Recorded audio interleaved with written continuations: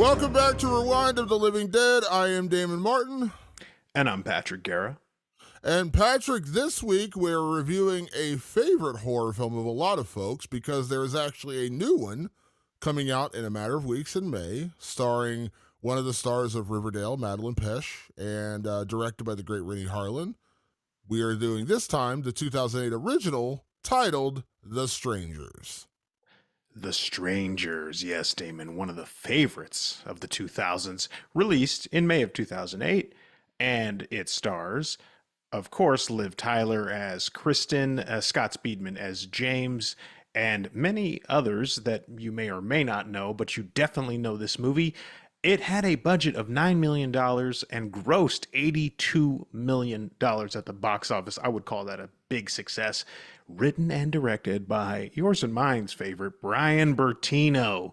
And if that name sounds slightly familiar and you're a hardcore horror fan like we are, Brian Bertino is the genius behind a Shudder exclusive called The Dark and the Wicked. That is, in my opinion, one of the sickest fucking movies in the last 10 years. And it's fantastic. And it came from a guy who made, well, arguably one of the coolest fucking horror movies of the 10 years before that. Come outside. Come outside. You know, it's funny, your intro talking about him growing up in Texas, and if you know The Dark and the Wicked, it takes place on a ranch, and I believe it is their actual family ranch where they grew up, that they filmed it on.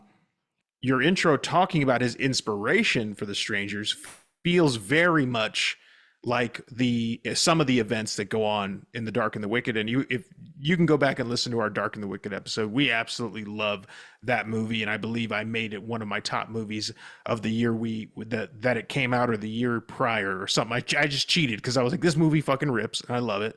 And I'll be honest with you, Damon, I hadn't seen The Strangers until probably about 6 or 7 months ago.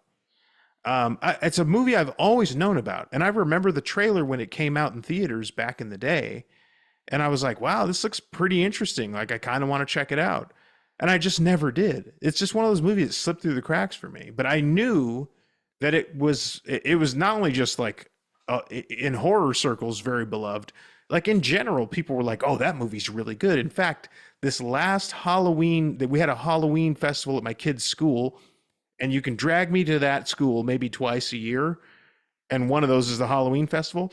I saw parents walking around with The Strangers masks on, and I was like, this movie still fucking rules. Like, this movie, like, people love this shit. There are very few horror films that I would say even in the horror community, I would say, over the last, decade, you could pick out a couple of films that pretty much everyone seems to enjoy. Generally. There's always going to be outliers, but generally speaking, and I think, for this last, 5 years, I think the most recent one, because it's one we all kind of championed, was Terrifier 2. It was the little movie that kind of came out of nowhere, had a budget of nothing, and then suddenly became almost like a worldwide phenomenon over a month or two once it got released in theaters and everyone saw it. And while it may not be the quote-unquote deepest movie in the world, everyone kind of celebrated what it was. It was a classic, no budget, fun, gross horror film, and we all kind of celebrated. If you didn't love it, you're like, I kind of dig what they did with that. It was kind of like the universally beloved film of these past few years. Obviously, The Strangers came out far before we had this podcast, 2008. But I would argue The Strangers is probably one of those films that I don't know that I've ever really heard anyone say they hate it. Some people love it. It's like their favorite horror film. It's the film, for my girlfriend, this might be the film that scared her the most. Mm-hmm. And granted, she was a little more sensitive to horror before we got together, because now she's kind of like me, where she's just been, she's been forced to watch a lot of horror films over the past few years. And so her level of fear and fright of horror films has changed dramatically from what it was before. In 2008 was before we got together. So she had told me that was the one to when it came on TV, she had to turn the channel. That's how much it scared her. Mm-hmm. There's a lot of people that feel that way, by the way. That's a very, and we'll talk more about we'll talk more about the reality of. I mean, it's scary because it can happen, and just to put Yeah. context into terms, this isn't Nightmare on Elm Street. This isn't Friday the 13th. This isn't, even Halloween, which originally wasn't supposed to be really a supernatural thriller, but those are all slashers. This is a home invasion, and this feels like very much something that could happen to you. But I would argue, and please correct me if I'm wrong, Patrick, because you talk to a lot of people, you have a lot of friends just like I do, and you're more around the film industry than I am, that this is one of those kind of universally beloved horror films where even if you don't love it, you're like, yeah, I kind of dig that. I kind of dig what they did with that film. Again, it's hard to find those movies. Like, it's really hard to find those movies where everybody seemingly is like, yeah, that's like, at worst, they're like, yeah, that's pretty good. I feel like The Strangers is one of those films. I've never heard anyone say anything bad about this movie. Everybody always goes, "Oh, The Strangers." Oh, like that's almost always the reaction. And it's funny, like one of my favorite films of all time, Alien being the top. Number two is very easily the Texas Chainsaw Massacre. I love it. Not everybody loves that movie, but there's some weird similarities here. One is Brian Bertino grew up in Texas, and he grew up loving the Texas Chainsaw Massacre as well. Also, the intro of this movie is literally ripped from the John Larroquette intro in Texas Chainsaw Massacre, and I love that. And it's a clear nod to that, which is rad. But on another level, this movie, much like the Texas Chainsaw Massacre, which is told in a very different style than this movie, but they're both movies where you're like, shit, that could happen. Texas Chainsaw is a crazy version of it, but you're like, yeah, but that's not too far off. Like, it's terrifying because it could probably happen. And I think that's what draws people in with The Strangers. Now, they're both movies that are not terribly bloody, although I would argue Strangers is bloodier. But I think everybody knows, like, ooh, that premise, that idea that I could just be sitting there at night and somebody knocks on my door and all hell will break loose. That gets under everybody's skin. Some people love it and they can't ever watch it again because just the idea of it is too real. And it's in the hands of just the right guy, Damon. I mean, you and I have been singing Brian Bertino's praises for quite some time, ever since we saw The Dark and the Wicked, and we're just like, holy shit, like this guy fucking rules. You knew The Strangers already. You'd already had history with it. I knew the reputation of The Strangers. So it was in good hands, and it was in the hands of somebody who grew up loving the Texas Chainsaw Massacre. That's no coincidence. If you love one of the best horror movies that was ever made, and then you make a movie that is in reverence to it, but just in your own style, you get The Strangers. And I would argue that pretty much anybody would say The Strangers is officially a modern classic. I've seen The Strangers at least 5 or 6 times, but it had been a few years since I'd seen it all the way through. I actually watched this movie probably within the last 6 months, but I caught it maybe 10 or 15 minutes into it, and that's really before the mayhem really starts happening. They do kind of set things up before really unleashing the terror in this movie, but there is that foreboding sense of dread from the very second that Scott Speedman's character goes to get cigarettes for Liv Tyler's character. From that moment on, you're sitting there with a puckered asshole. But to your point about the intro, I had completely forgotten about the events in this movie truly happened. I actually, when I was doing research for the show tonight, I had read an interview with Brian Bertino from 2008, 2009, right around that time, and they asked him, because he had mentioned, he's a huge fan of the Texas Chainsaw Massacre, and of course, they knew the opening was an homage to the original Texas Chainsaw. He said, yeah, absolutely it is. It's 100%. Of course it is. That's what it is. And they asked him, they said, did you ever contemplate asking John Larroquette to do it? John Larroquette, of course, famously from Night Court, who did that voiceover in the original Texas Chainsaw Massacre in 1974, who went on to become a famous comedic actor of all things. And he's like, did you ever consider having him do it just as an actual homage to Texas Chainsaw Massacre? And he said, didn't he also do the intro to the Texas Chainsaw Massacre remake? Which he did.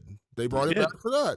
And they're like, yeah, he did. And he's like, yeah, I'm glad I didn't use him, because you could tell he was not a fan of the remake. And he's like, yeah, that's okay. I'm glad I didn't do that. And I was like, okay, cool. But it was just funny. He's like, I appreciate when he's just like, yeah, I was paying homage to one of my favorite horror films of all time. But I also liked that he's like, yeah, I'm glad I didn't do that. So I thought that was cool. But the plot of this movie is so simple, but it works so well. And I don't want to, say what we've already said, which is this could happen. I mean, that's the scary. To me, there's plenty of horror films that I love that scare the hell out of me that I know are not real. Supernatural, ghosts, things like that. There's lots of stuff like that. I've said on this show many, many times, I love possession horror, yet I'm an atheist. I don't believe in any of it, but it freaks me out and it's great and I love it. And I think that's part of it because I do know it's fiction to me. I'm not trying to belittle anyone's beliefs, but for me it is fiction. But I have a blast watching it. Some of my favorite horror movies are that. But when there's real, when you inject reality into your horror film, and I'm not talking about, just a serial killer drama, because of course that can happen too. Like when you watch Zodiac, yes, of course that can actually happen, because it did happen. Yeah. But when you take a film like this with such a simple concept, which is our couple comes from a wedding and they're basically at odds with each other because the boyfriend proposed to the girlfriend and the girlfriend turned him down. So they're already in like a weird, not good space when they show up at this house, which is his family's home out in kind of the middle of nowhere where they were going after this wedding of their friends. They show up at the house. They're already kind of like not talking to each other. It's a very tense situation.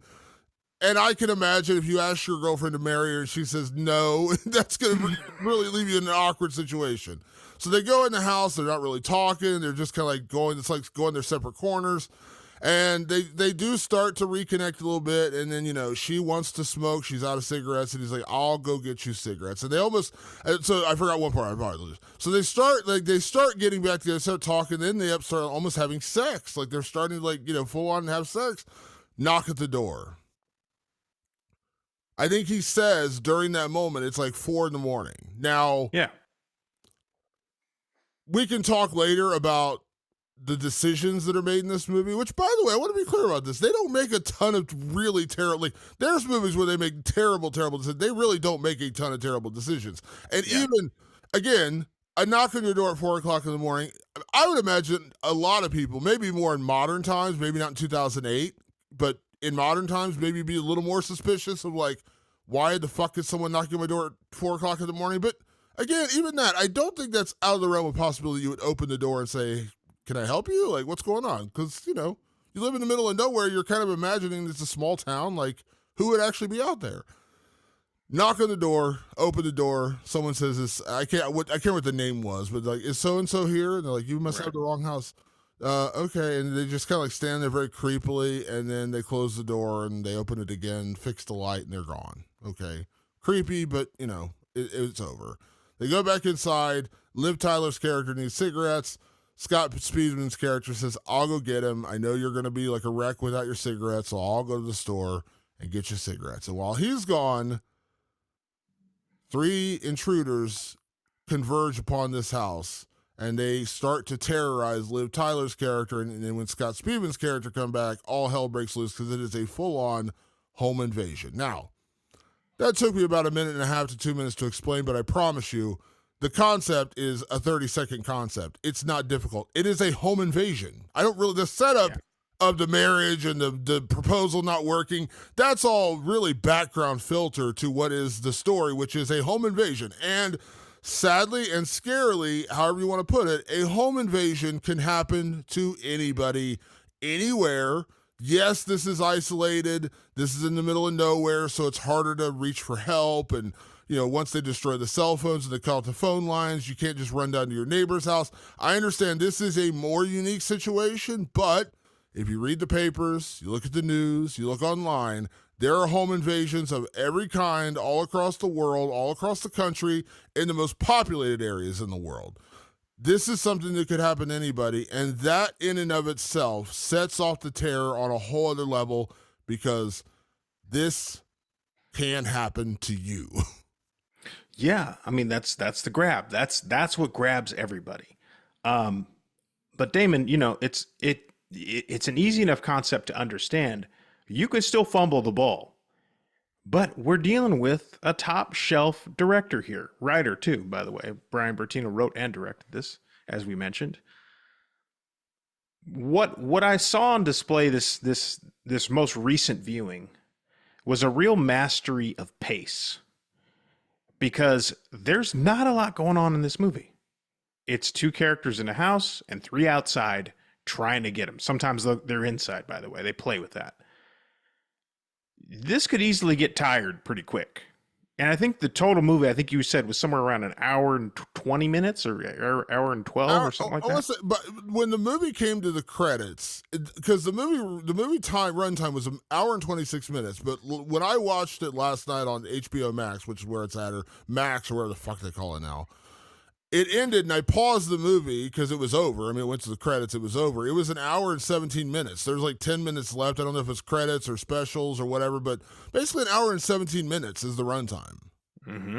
Yeah, I mean, it's a lean movie, which is smart. With the leaner it is, the less you need to belabor it. And Brian Bertino understood that. He didn't try to fill it out and bloat it up to 90 minutes, because that's what a movie was in 2008, well before streaming was popular and you thought you had to make a 90-minute movie. He's like, no, we're going to make just enough movie. He makes just enough movie. And the pacing is fantastic. The first 20 minutes is really just establishing Kristen and I think it's James, is it? James, yeah, you're right. Yeah, Kristen and James. You establish them, like you said, in a very easy and an efficient way. They don't have a long, drawn-out argument, nothing like that. You can just understand. You can feel it in two solid actors that the night has gone wrong. And then you get the shot of the wedding ring, and okay, things have gone bad for them. You get it. The night's ruined, and they're just trying to pick up the pieces, and they're probably just going to go their separate ways in the morning. And then that knock happens right before they're about to bone. Because why not have one last bone? You know what I mean? I mean, we are doing a horror movie here, so let's try and get one in, but we get interrupted. From that knock, Brian Bertino realizes, like, now we're in the end game. From this knock and them answering the door of this girl who seems kind of spaced out of her mind, he knows that every step from that point on has to have dread in it. It has to make sense. He has to put you, the audience, in a position to be fearful for these characters. Dread, we've been saying it since day one, is the most important thing you can do in a horror film. So he uses many different techniques here, but one of the best techniques he uses that we don't often mention on the show is superior position. And superior position is a reference to where the audience, or what knowledge you give the audience that you don't give the characters. If we're in a superior position, we know something the characters don't. You don't use it the entire movie. You use it in strategic moments to go, oh shit, I'm scared for her. I'm scared for Kristen. I'm scared for James. They don't know what's coming, but I do. And then you take it away, and then you put someone's face like a fucking mask right in front of a window, and then it scares you, because now you don't have superior position. You thought you had it, now you don't. Brian Bertino knew when to put it in and when to take it out. And that's how he kept the ball rolling, because it's hard to do on flat ground, Damon. It's hard to keep that ball rolling. So he very carefully placed superior position in this section right here, and then in that section right there. Like, obviously, when the door knocks the first time, everybody is all together. We all have the same position. We all know some weirdo just knocked at the door. What is that going to mean? Obviously, something bad is probably going to come from that. Then when he goes to get the cigarettes, we get superior position on him. We know there's people there. When he comes back, he doesn't quite buy it. He's not quite sure. He doesn't quite understand. So he makes choices that might seem a little stupid. You go, why would he do that? Well, he doesn't know yet. And then when he does know, when it becomes beyond a shadow of a doubt, oh, okay, there's people fucking with us. Now we got to do something. They make pretty logical choices, like, all right, let's get out of here. They go to the car. What happens? Oh, Damon, bad news. That car's all fucked up. The strangers have fucked that car up. But you know what? It's kind of drivable. Fuck it. We'll get in it with its flat tires and its busted windshield, and we will go. Worse news. The stranger's truck is right behind that car. Lights go on. bam, they slam into him. They make sure that you can't get out now. Now it's a game of cat and mouse. And then Brian Bertino gives you superior position sometimes, and sometimes he takes it away. And this is a masterclass in superior position and when to use it and when not to. And I think that's what keeps us on the hook, because there's not a ton of blood.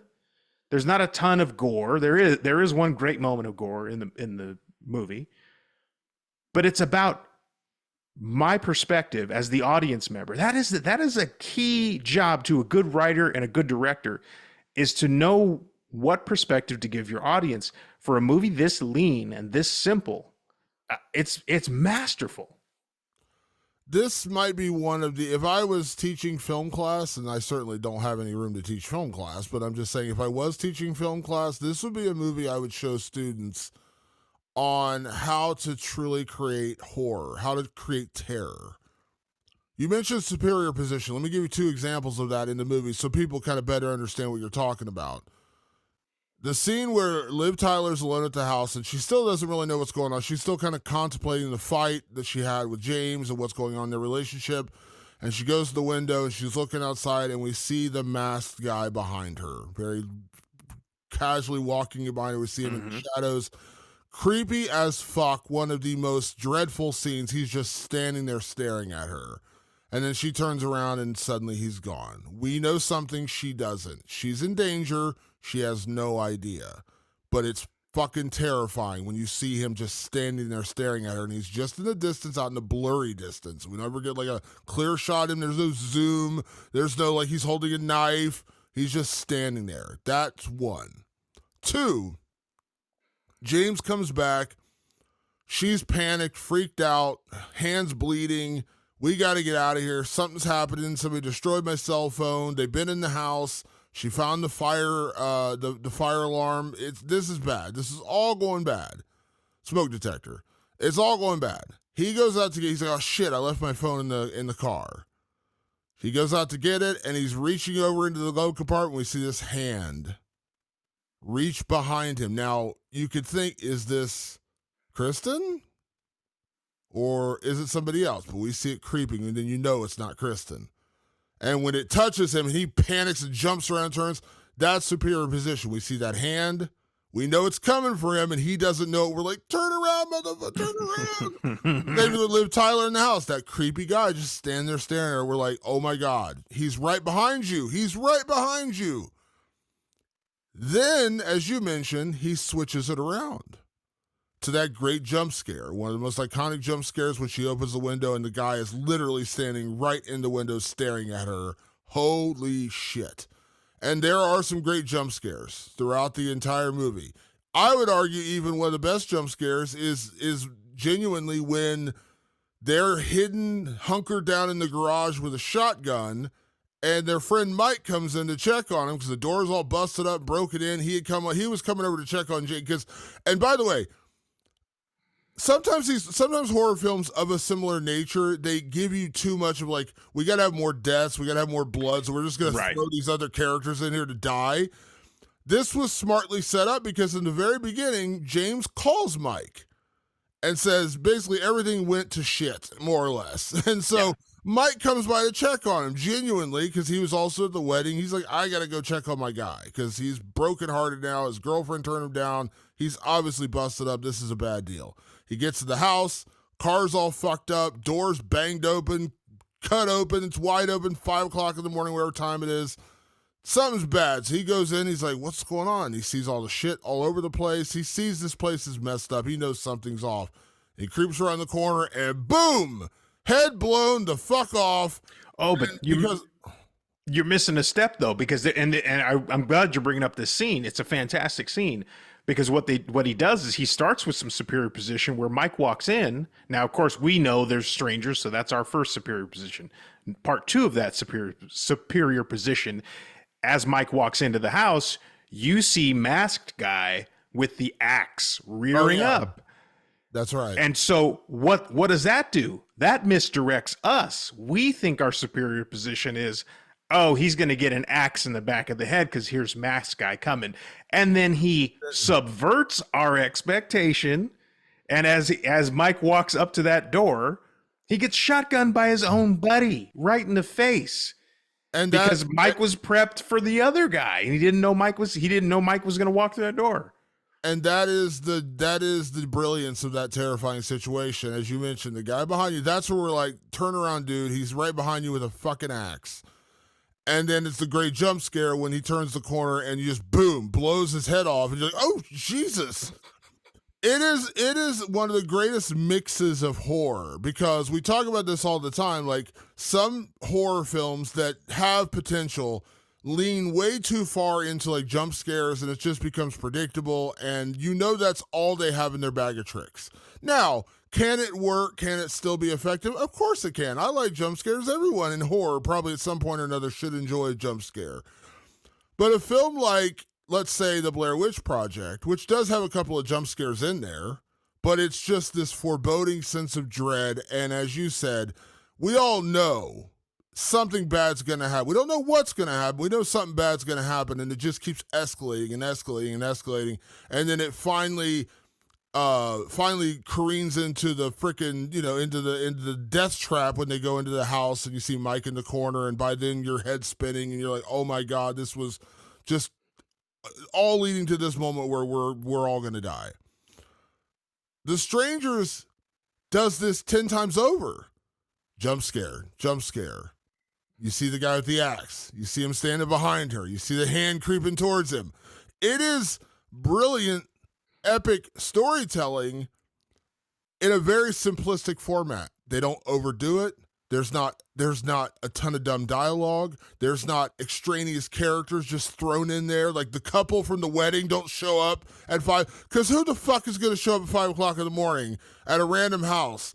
Like, that, there's a version of this where that happens, where they just like, we got to kill like 4 more people, so have them show up, and the gardener down the road comes down as they hear the shotgun. It's a very lean movie where it just comes down to the one character that they set up to come here early in the film when you hear James call Mike, and they perfectly set that up, and then it's just James and Kristen. That's it. Yeah. That's it.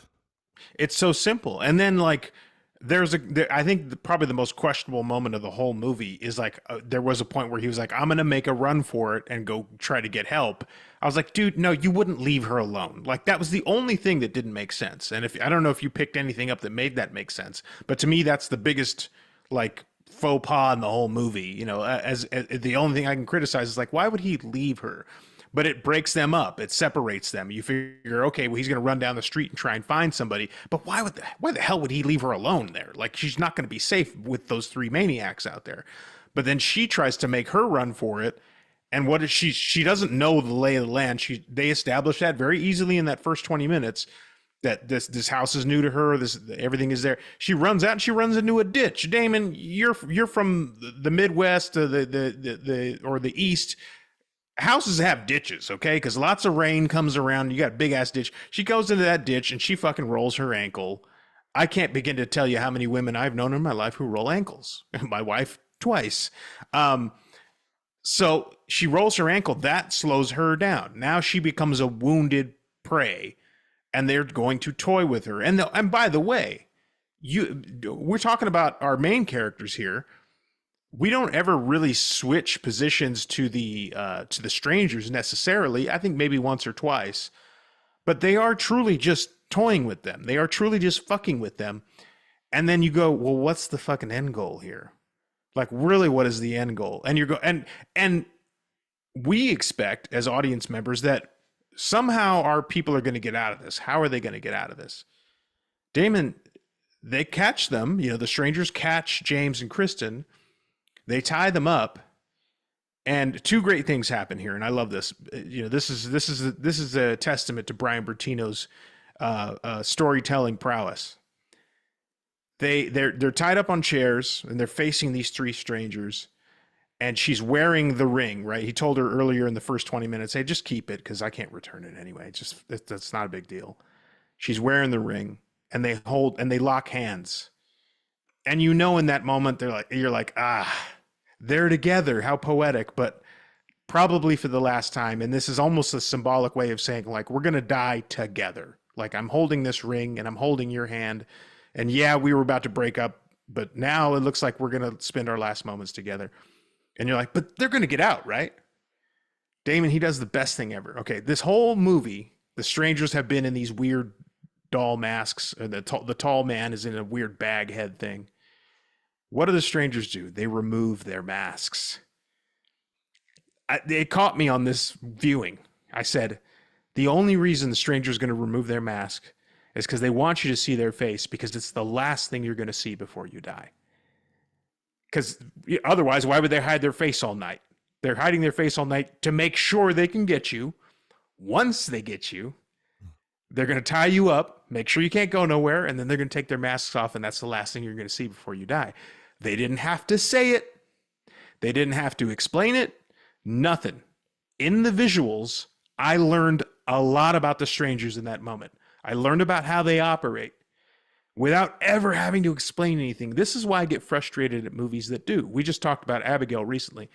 Abigail talks a lot of shit. It's a talky movie. Because I know it's also comedic, and that's part of it, is being funny. But you can do this with movies. I made a short film a couple of years ago, or not, a year and a half ago or whatever. It has 3 lines of dialogue in it. That's it. Everything else was told visually. I have another short film that I'm working on right now, a horror short film. Guess how many lines of dialogue it's got, Damon? 0. Doesn't got any. I'm not calling myself Brian Bertino by any stretch. I could only hope to ever, just reach towards his perfection. But what he did in that moment was tell us everything we needed to know about how The Strangers works without them uttering a word. It was all in the imagery. That's why movies like this, even when people can't wrap their head around why they love it so much, it's shit like that. It's details like that. That is fucking craft. That's filmmaking craft that makes it fucking amazing. That's why you go, oh my God, this is so good. Why is it so good? It's because of the way they do it. If they had explained everything to you, you might find yourself exhausted. You might find yourself going, I don't know, it kind of fell flat in the last bit because they had to tell you what was happening instead of showing it to you. Genius shit. And the dialogue that they do inject in this movie is so minimal but so effective. And of course, I got to talk about the final closing moments when the strangers do reveal themselves. And what sets this movie apart in terms of terror and horror, and it could happen to you, is the line that everyone remembers from this movie. And that's what makes this, honestly, I mean, the whole movie's great, and the movie is terrifying, and the movie is really effective. I get why people watch this and be like, that is one of the scariest movies ever.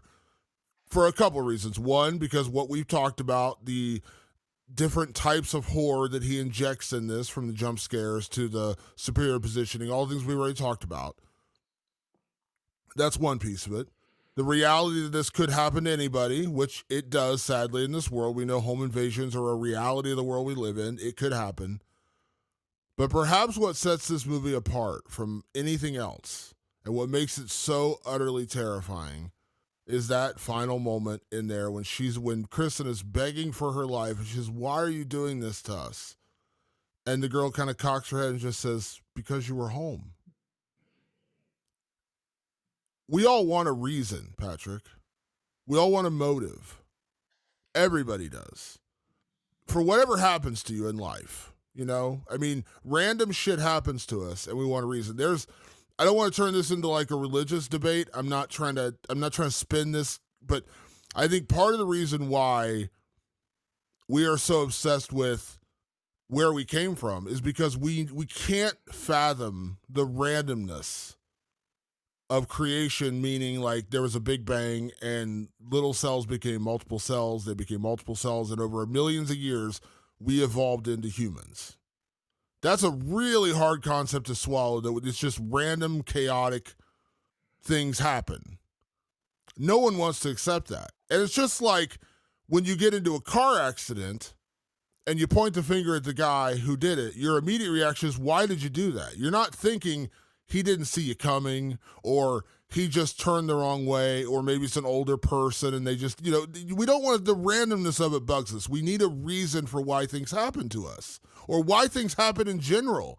Random, chaotic things in life in general befuddle us. It's our nature. We want to know why. The fact that that is why, because you were home, that is utterly fucking terrifying. They're not coming after you because they want to rob you. They're not coming after you because they are on like a thrill kill sex cult. They're going to abuse you or do horrible things to you. They don't have a personal vendetta that like you wronged them in high school and they're coming back for revenge. They're not, there's and don't get me wrong. Like there's a movie out there called Panic Room with Jodie Foster, which has a really fun twist and plot to it, which is the person who used to live in the home that Jodie Foster's character bought had a safe in there, and his grandson's coming back to basically steal from his dead grandfather and Jared Leto's character. The reason they're there is they're trying to rob the place. Okay, there's a purpose, and I actually really like that movie. It's a David Fincher movie. I don't know if you've seen it. I assume you've seen it. Yeah, oh yeah. There's a purpose to that. I get it. But to Jodie Foster's character beginning, like, why are you doing this? And then they find out why they're doing it.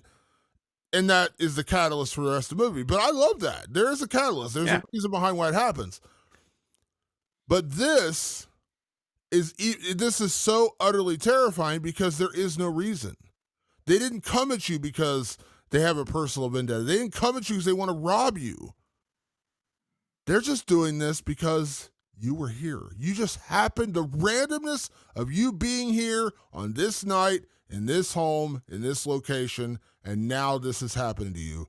That is fucking terrifying.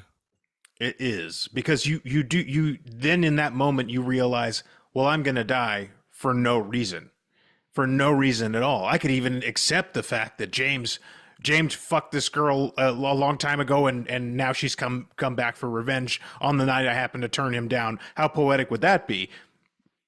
With no poetry, then you are just this random thing. You are just an amoeba floating in a pond, and you're like, fuck. It's all over, and it's all over for nothing.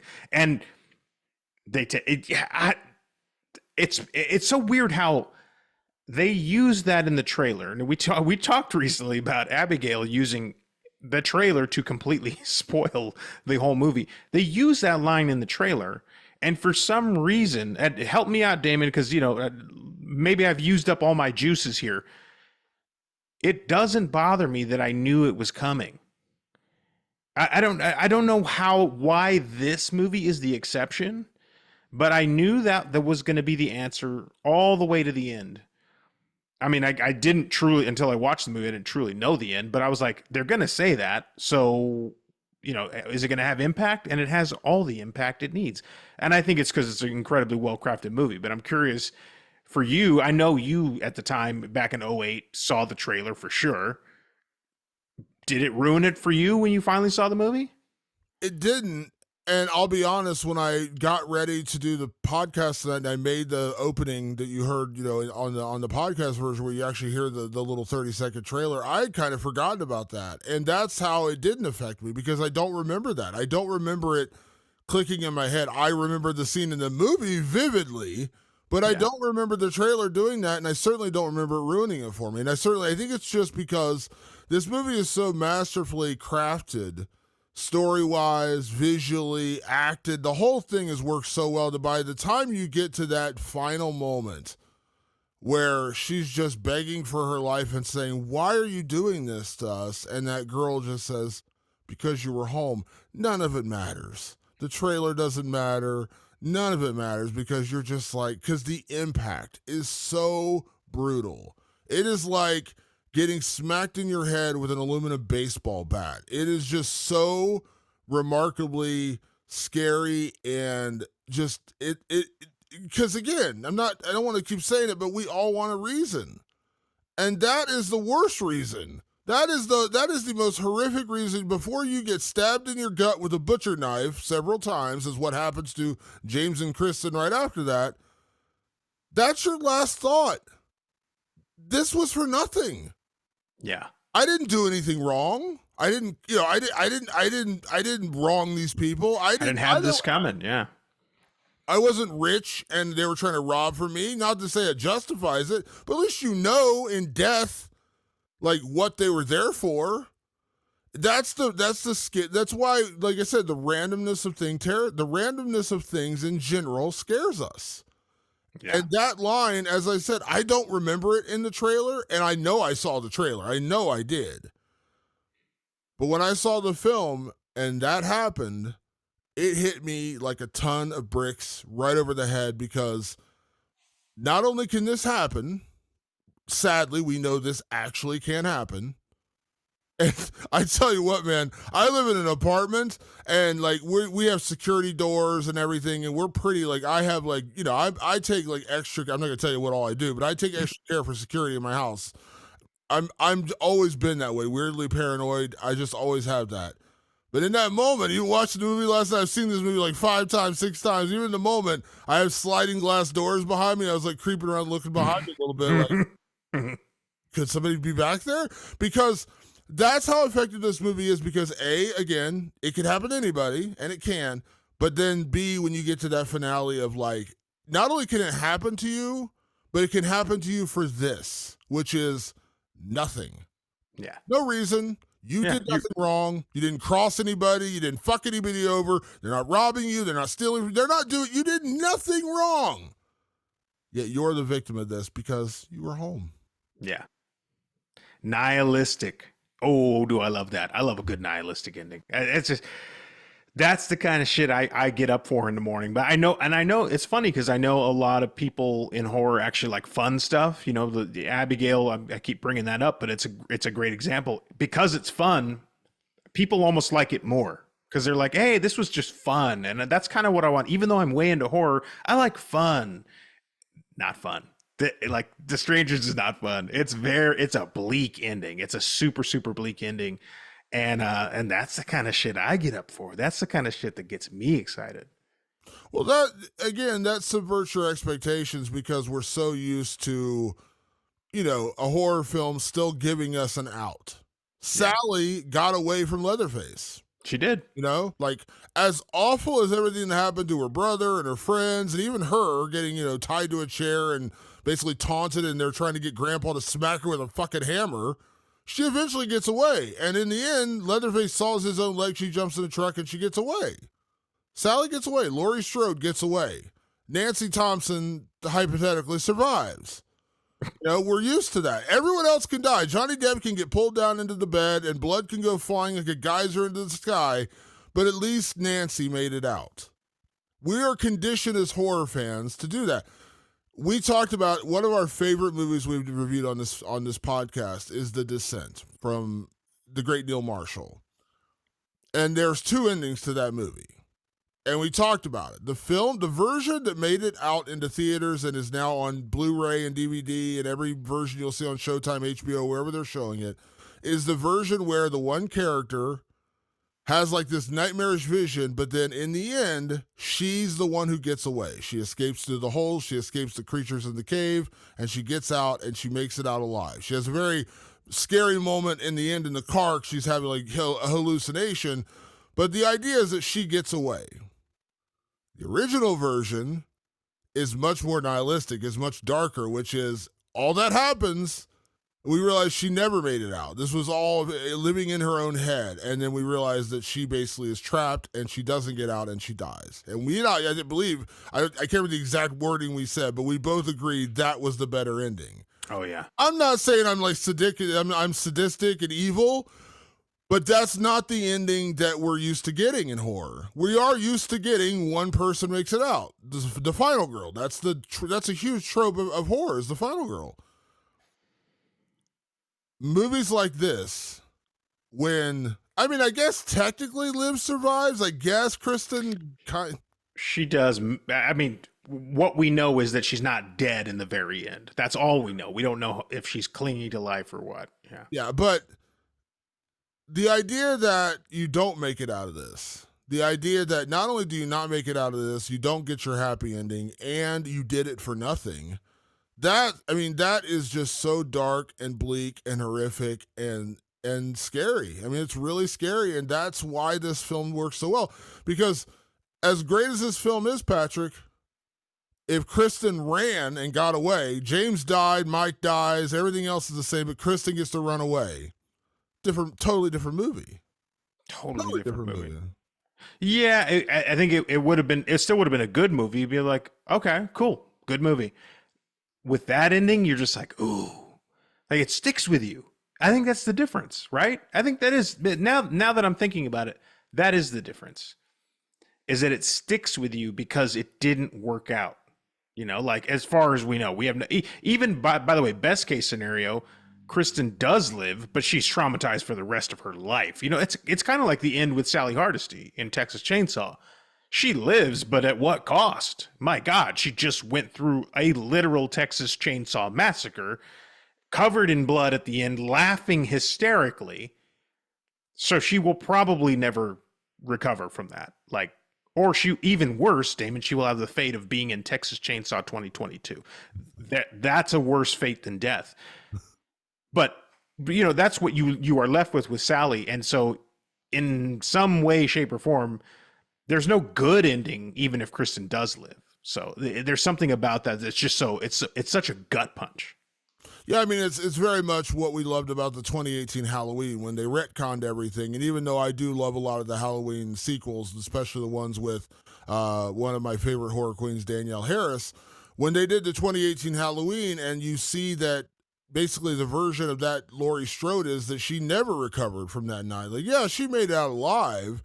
And she managed to have kids, and but nothing was ever the same. Like, she was traumatized forever, and she never got past it, which was also one of my biggest problems with Halloween Ends, which I'm not going to get back on that. Like, suddenly Don't she's start that now. I know.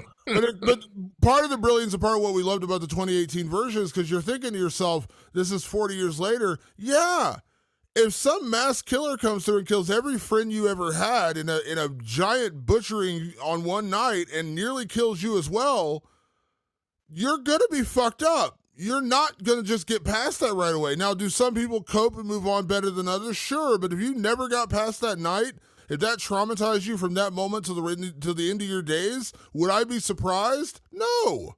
No. Like it's like I know I'm spoiling something. This show's a decade old, but there's a great scene in True Detective, the first season of True Detective, where Matthew McConaughey's character and Woody Harrelson's character rescue two kids who've been kidnapped and severely abused in this murder twisted cult in Louisiana. And they rescue these kids, they pull them out, and one person survives, one kid dies. Years later, as they're trying to investigate, they think they didn't actually solve the crime. They go to visit the girl to ask her a couple of questions about the men who did this to her. And this is 10 years later, 12 years later, I think is what the timeline is. And they go see her, and she's living in a mental institution, almost catatonic in a way. Doesn't talk, doesn't really interact. She just kind of sits in a chair and like stares. And they end up talking to her, but you're like, they saved her. Way, great hero. What a great job. You saved a little girl. She never recovered because what was done to her was so traumatic at that young of an age. She never recovered. Like, yeah, she's alive, but she didn't recover. She didn't live. She just isn't dead. Right. Because that's how traumatic that is. And so, yeah, okay, maybe Kristen makes it out. Maybe she doesn't just succumb to her wounds 10 minutes later, because we don't know when we assume the Mormon kids show up pretty quickly after, because in the scene where they see the truck driving away, it's like right there, so it has to be like literally just moments later. Yeah. The Mormon kids show up and they go in and they call 911 and they find Kristen. That's how the movie ends. Great moment with Kristen screaming, and then everything goes black. But we don't know that she survived. She could have just bled out a few minutes later. I mean, we don't know that for sure. But even if she survives, what kind of life are you going to be leading? Oh yeah, where your friend got shot in the face by your boyfriend, and then your boyfriend got murdered in front of you, and these people tortured you for 2 hours or something like that. Like, yeah, it's bleak no matter how you paint it, but we all love it. I haven't heard anyone say a bad thing about it. Yeah, and again, one thing you said about this, you said this to me last night when we were texting about it, and you said it, as we talk about it today, this is a very lean movie. There's no fat to cut off this movie. It's an hour and 17 minutes ultimately. There's about 20 minutes of setup, and then it's an hour of intense dread, intense tension, intense horror. And then it's over. And that that is, again, all the different ways that Brian Bertino goes out of his way to scare the piss out of us in that hour stretch, more or less. Is like it is just sick feeling after hide your eyes after I can't see what's around the corner. I don't want to see what's around the corner. And as you said, even the one notably bad decision, which is James leaving the house, even that has a slight purpose because he goes in the woods with the gun. He's trying to basically get a beat on the killers because they keep circling the house. Yeah. So he goes outside and he's like trying to like get a beat on them, and he's just getting ready to fire his shot against one of them. He sees one of them, gets him in his sights, and then that's when the masked guy attacks him. And of course, we know what happens from there. But even that decision in that moment, like you're trapped, your friend's dead, you have no way out, no way to escape, no phones, no car, no nothing. You're at your wits' end. I'm not saying I would do that, but even in that moment, you can't totally disregard the decision to just like, I got to do something. Yeah. I got to do something. Yeah, you can't just sit there getting circled all night. Yeah, you're basically chumming the water for sharks. Like you're just waiting for them to come in and kill you. That's not a good place to be either. So, like, I got to try something. Like, like maybe I could distract him enough and Kristen can get away. It's something. I'm doing something. Even that decision, which I agree, is not the best decision, but it's something. And in that moment, you always got to put yourself in the place of the characters. How irrational would you be? Oh yeah. Like I would love to think as me as a horror fan, I'm like, oh man, I'm made for these situations. Guess what? Good thing you and I have a category for things like that. Yeah, but in reality, we can sit here and talk about it. Oh sure, yeah. But when it happens, it's a totally different. Like I remember years ago, and we all read these stories on the internet about people who get in like road rage incidents and get shot. Like you get out of your car to confront someone, they just shoot you dead. Like it happens all the time. There was an incident years ago when I was living in Cincinnati where it was super bad traffic, and this guy just basically just cut me off like badly, almost caused a wreck and got in front of me. And I started screaming at him, rolled down my window, and we're just shouting back and forth at each other. Traffic's dead stop. I mean, so we can't go anywhere. And we were just shouting at each other. My girlfriend at the time was like, calm down, calm down. And at one point, he's like, what are you going to do about it? I literally opened my door, got up out of my car, started to go over, and I was like, I'm going to pull this fucking guy out of his car, and I'm going to beat his ass right here in the middle of the road. I was so pissed off. And she grabbed me, and she's like, you don't know what he's going to do. Yeah. And I even in that moment, my head, I was like, I don't care. I'm going to drag this guy out of his car and beat the piss out of him on his hood right now.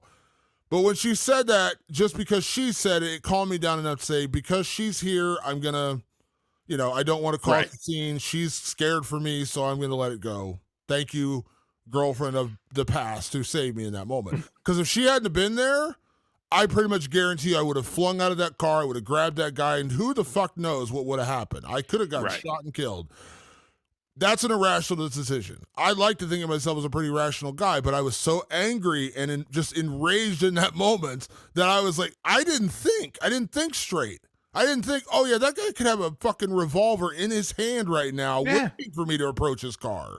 Didn't even occur to me. I was just so pissed off at this guy being an asshole that I was like, I'm going to grab him, drag him out of his car, and start punching him, not even thinking of the repercussions of that. That's irrational behavior. We're all guilty of that in some way, shape, or form. Yeah, if that's the most egregious act in the entirety of the movie, The Strangers, it still kind of makes sense. He's just like, fuck it, I'm gonna go out there with the shotgun and I'm gonna, I don't know, like just go for broke. But I was like, why didn't he just drag her with him, like have her like literally just on his tail the entire time? Leaving her in the house was the weirdest part. But you're right, it's just you never know. You're gonna. In those situations, and that's part of the realism of the movie, is it seems a bit irrational, and but it doesn't ruin the movie, because I think the movie is just so, I don't know, so perfectly controlled by Brian Bertino. Yeah, there's so many other irrational decisions they could have made that would have made less sense. That one is like pretty low on the what in the fuck are you doing scale.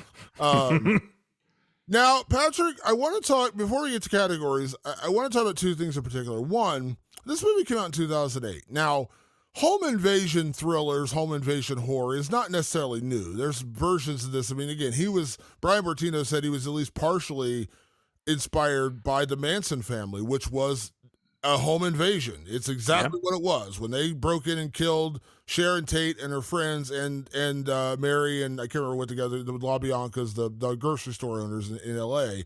Same thing, broke in their home, murdered them. It was a home invasion. So this is not new. It's not like this is like a foreign concept that they were just stealing. But in 2006, there was a French horror film that came out by the name of Them, or that's the translated name of Them. And I had seen The Strangers when it came out. And I remember talking to friends and people I knew at that time. I said, man, The Strangers is brilliant. This is a really scary horror film. It is really, really taut tension. It's great. And somewhere, somehow, I don't remember the context. I don't remember who told me this, but they said, have you seen Them? And I was like, what's Them? And they're like, it's the film The Strangers is based upon. It's a French horror film. Now, you and I both know that American cinema notoriously likes to quote unquote borrow from, even though like we are getting a full on Speak No Evil remake starring James McAvoy later this year, and they're not hiding what it is. They have said it's a remake of the. It's called Speak No Evil. Yeah, that we praised that it was like one of our favorite horror films of that year. Like it was amazing. It's an incredible film. But we know there's versions where they're like, oh, we're not remaking it, but the story, the characters, the plot is very, very similar to something we've already seen. So they're like, it was a remake of Them. I was like, oh, cool. So I found it, tracked it down, bought it, watched it, and it is, I won't say identical, but it's pretty damn close. Like it's really close. It's a husband and wife in a remote area. They're in Romania on vacation, and these kids come and start stalking them and freaking them out, scaring them, and basically tracking them to kill them. And more or less, the whole thing ends like these kids are chasing. We find out, so we find out that it's children. They're basically like basically young teens, like 12, 13-year-old kids doing this, and they actually get away, and so at one point, they stop one of the kids, one of the attackers, and they say, "Why won't you play with us?" And then at the end, after they actually kill the couple, and we find out that the murderers were actually like 10 to 15 years old, so young kids. The youngest kids, they get busted. They get found out. Like they don't get away with it. And they're like, why did you do this? Like, why did this happen? And the kid says, they wouldn't play with us. Now, Yeah. that's slightly different than because you were home, Right. but basically the same thing. I watched it. It's great. It's great. It's a great movie. If you get a chance to watch, it's called Them. It's French, so you have to watch with subtitles, but it's a great movie. It is essentially the same movie, though. Now, I've seen interviews, I've seen stories, articles where Brian Bertino has flat out said, like, I was inspired by Texas Chainsaw Massacre. I was inspired by my own childhood situation. I was inspired by the Manson family. And there was a famous story loosely based in the early 80s where a family got basically attacked in a home invasion and killed. Mystery. No one ever figured out who did it. It was in the middle of the woods. It was like a cabin kind of situation, very similar to this. And it's a real thing from like 1981. You can look it up. And he said there's a little bit of that, but again, this was mostly based on his own personal experiences combined with the Manson family. But when you watch Them, you have a hard time believing there wasn't at least like a spark of an idea. Now, I don't know. This movie came out in 2008. Maybe he had this written in 2005. And then came out in 2006, and they were like, holy shit, like, this is the same thing. Now, I'll be honest, I've come up with ideas for my own screenplays and scripts and stories I've written, and movies will come out, and it will have a very similar plot, and like, fuck, there goes my idea, because it's like almost identical to what actually came out. So I'm not saying it's possible. And again, this is not a super dense plot. It is really a home invasion that is more or less random. That's not that hard to come up with ultimately. The concept is so similar that when I saw it, because I saw Them after The Strangers, I was like, damn, like these are like the same movie, one set in Romania, one set in Texas. I mean, it's entirely possible that Brian Bertino hadn't seen it and wrote most of it, and then did see it and was like, hey, that last line's pretty good, maybe I'll like switch it up and like try and play with it in here. Although I still think the idea of like they wouldn't play with us is a completely different concept than because you were home. Because you were home is I knocked on this door, people were in there, so I'm going to kill them. The kids, it was almost like if you had played with us, we wouldn't have done this to you. Like we just wanted to play, but we're sadistic, weird little kids, and this is a French movie, and blah blah blah. Like it does seem like they're different things. But I'm going to tell you a story about just how similar movies can be. And it's weird because it's kind of movie to TV, but it's very close to home. I've written exactly one feature screenplay. They're incredibly hard to write, but I did it. I managed to write one screenplay, and the working title, I called it The Trip. And it was science fiction, a little bit of horror, a little bit of like, indie artsy fartsy shit, but it was pretty, it skewed pretty much horror thriller. I write it. I'm feeling really good about it. I finally got to the finish line, Damon. This is like impossible to get to the finish line of a fucking feature film. I was so proud of myself for writing Fade Out.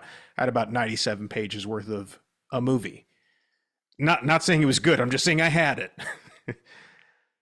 Then, within a month of me finishing that screenplay, a TV show comes on to HBO called Raised by Wolves. Are you familiar with this movie? This TV show? Ridley Scott directed the pilot episode and executive produced the show.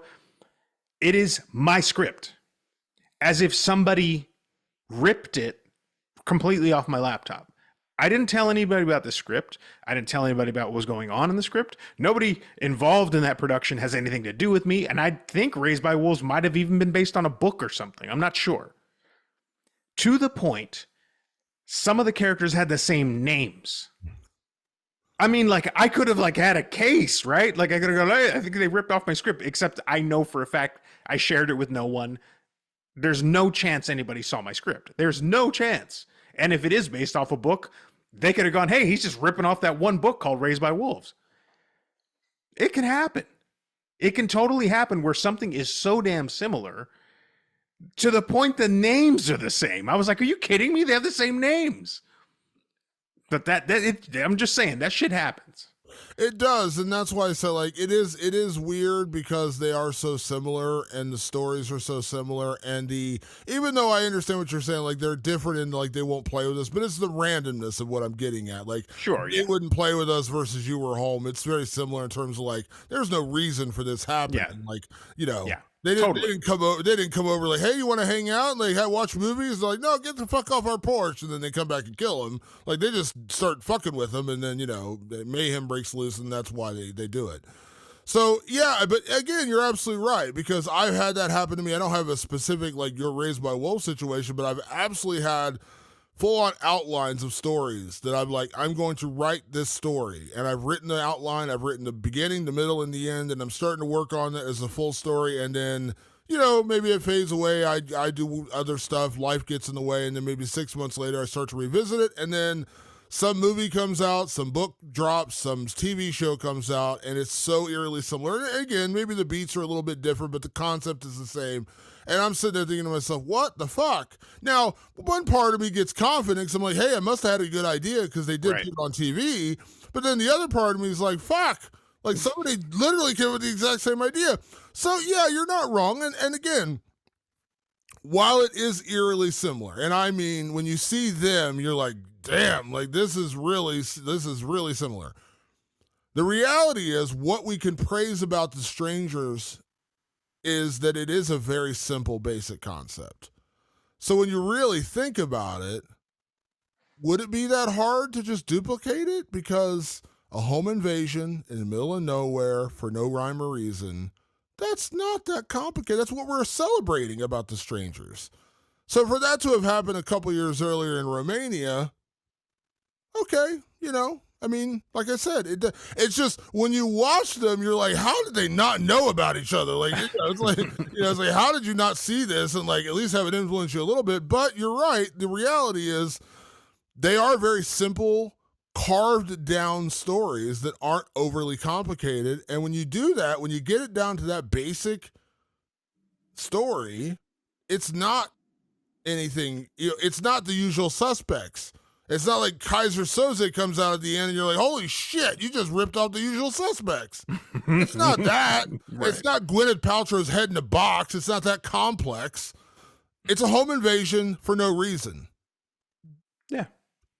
It's not that complex. We've had complex movies come out at the same time. Armageddon and Deep Impact came out in the same summer, and they're literally about the world being destroyed by a meteor, and two big studios did it. We literally just reviewed Immaculate and The First Omen, which are ultimately really similar films. Like they are really in terms of plot and execution. Yeah, really similar films.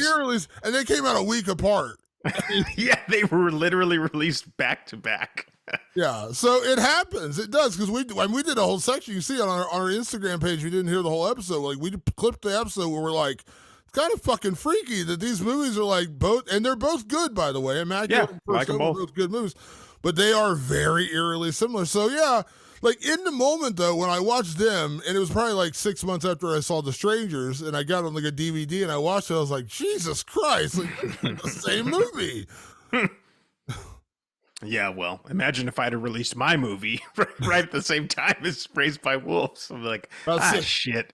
About a month later, you get a cease and desist letter and a giant lawsuit from HBO saying, yeah, you want to come talk to us in court and pay us a whole lot of money?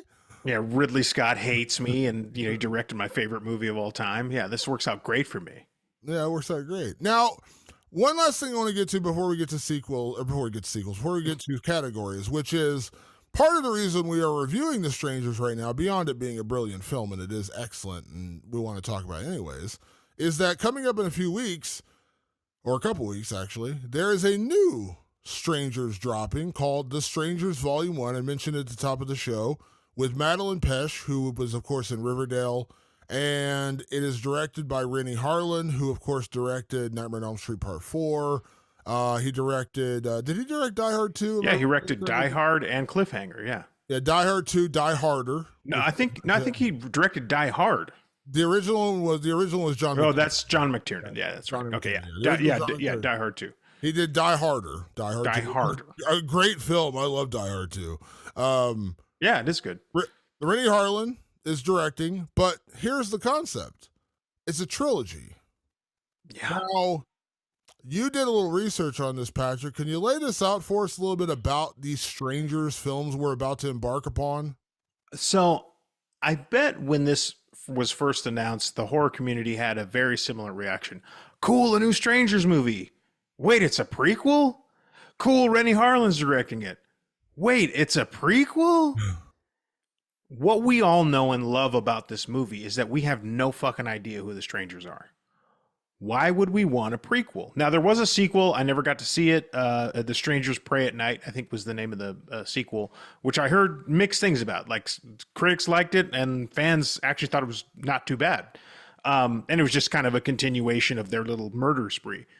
But I got real concerned when I thought about why a Strangers prequel? Because to me, the implication of a prequel is I'm going to get to know why the Strangers are the Strangers. And that's a big mistake.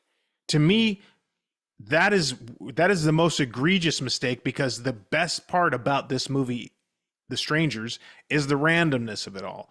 And that I don't know who these people are. In fact, Brian Bertino, again, genius director, when they pull their masks off, the camera cuts away. The camera moves just out of frame. You just don't get to see their face, because you'll never get to see their face. They are random killers in the night. That's great. It chills you to the bone. So don't give me movies that explain them. But when I did some digging, I learned that it may not quite be the case. Now, why it's a trilogy, I have no idea. And also, much like the Fear Street trilogy, they shot them all back to back. Rennie Harlan shot all three movies back to back. And I went digging, and I found something weird. Each chapter had the same plot line. They're keeping that under wraps for some reason, but I think what is going on, and what I got from one of the I think it's the lead actor that you mentioned from Riverdale. This is a character movie about the person being attacked, not about the strangers are still in it. Some people have freaked out because they changed the line. Like, why are you doing this? And they say something else. I can't remember what it was. Because you're around or something. Like, so they made it like a dumber version of the thing, which freaks a lot of people out. I think it's about the characters. And what she said in particular got me very intrigued. She goes, what I like about this, and I think Rennie Harlan even said the same thing too, is that by the end of this trilogy, you will go, what on earth is going to happen to this woman who has been pursued by the strangers? You are going to leave really wanting to know what her next move is. And that changed my brain. I go, oh, so maybe, as best I can tell right now, I have no clue. I haven't even watched the Strangers trailer, which you know me, Damon. We don't need to rehash my hatred for trailers. So this new Strangers prequel, I believe, is going to stay character focused. You are going to be invested over 3 movies, and I believe the second movie will release later in the year, somewhere in October, November, something like that. So we're going to get at least 2 of the movies this year, and probably the third one at the top of next year. And it will follow a character, one specific character being attacked by the strangers. And at the end of that, Rennie Harlan said, I'm fully convinced that this will open up a whole new avenue for new stories in the Strangers universe. And I was like, huh, okay. Well, I mean, I still know very little, but at least now I know, as best I can understand, that we are not going to see the origin of the strangers as much as we are going to get a new story about someone being attacked and pursued by the strangers. That worries me far less, because that was my biggest concern as well. Because one of the scariest parts about this movie, beyond the randomness, is the way that Brian Bertino so expertly at the end has them remove their masks. We know that Kristen and James see them right before they die, right before they get stabbed, and they just drop their masks and they walk out. And then they get in their truck, and and this sets it up. I get it. It sets it up perfectly for a sequel. I don't know that it necessarily sets it up for a prequel, but the one line you hear the guy say to one of the girls is, "Next time it'll be easier." Mm-hmm. They're playing with this. This is like their new thing. This is just a trial run. And you're like, oh shit. Like, and then you see them interact with the Mormon kids, and once again, expertly shot. You see the side profile of the girl, you see the blonde hair, and you see her hand. Can I get one of those? And like they interact for briefly. She gets back in the truck. You never see her face though. You see a brief little profile, you never see her face. So we never know who it is. But that's what scared me. That's what worried me about the new film, is like, I don't want to know who the bagged head man is. I don't want to know who the girl is behind the Cupid doll mask. I don't want to know that. That's what makes this scary. The fact that you're telling me this is more of a character study on what we have to assume is Madeline Pesch's character, because she's the, I think so, yeah. She's the through line from my understanding. She's in all 3. And she championed this. Like, she was way into doing this.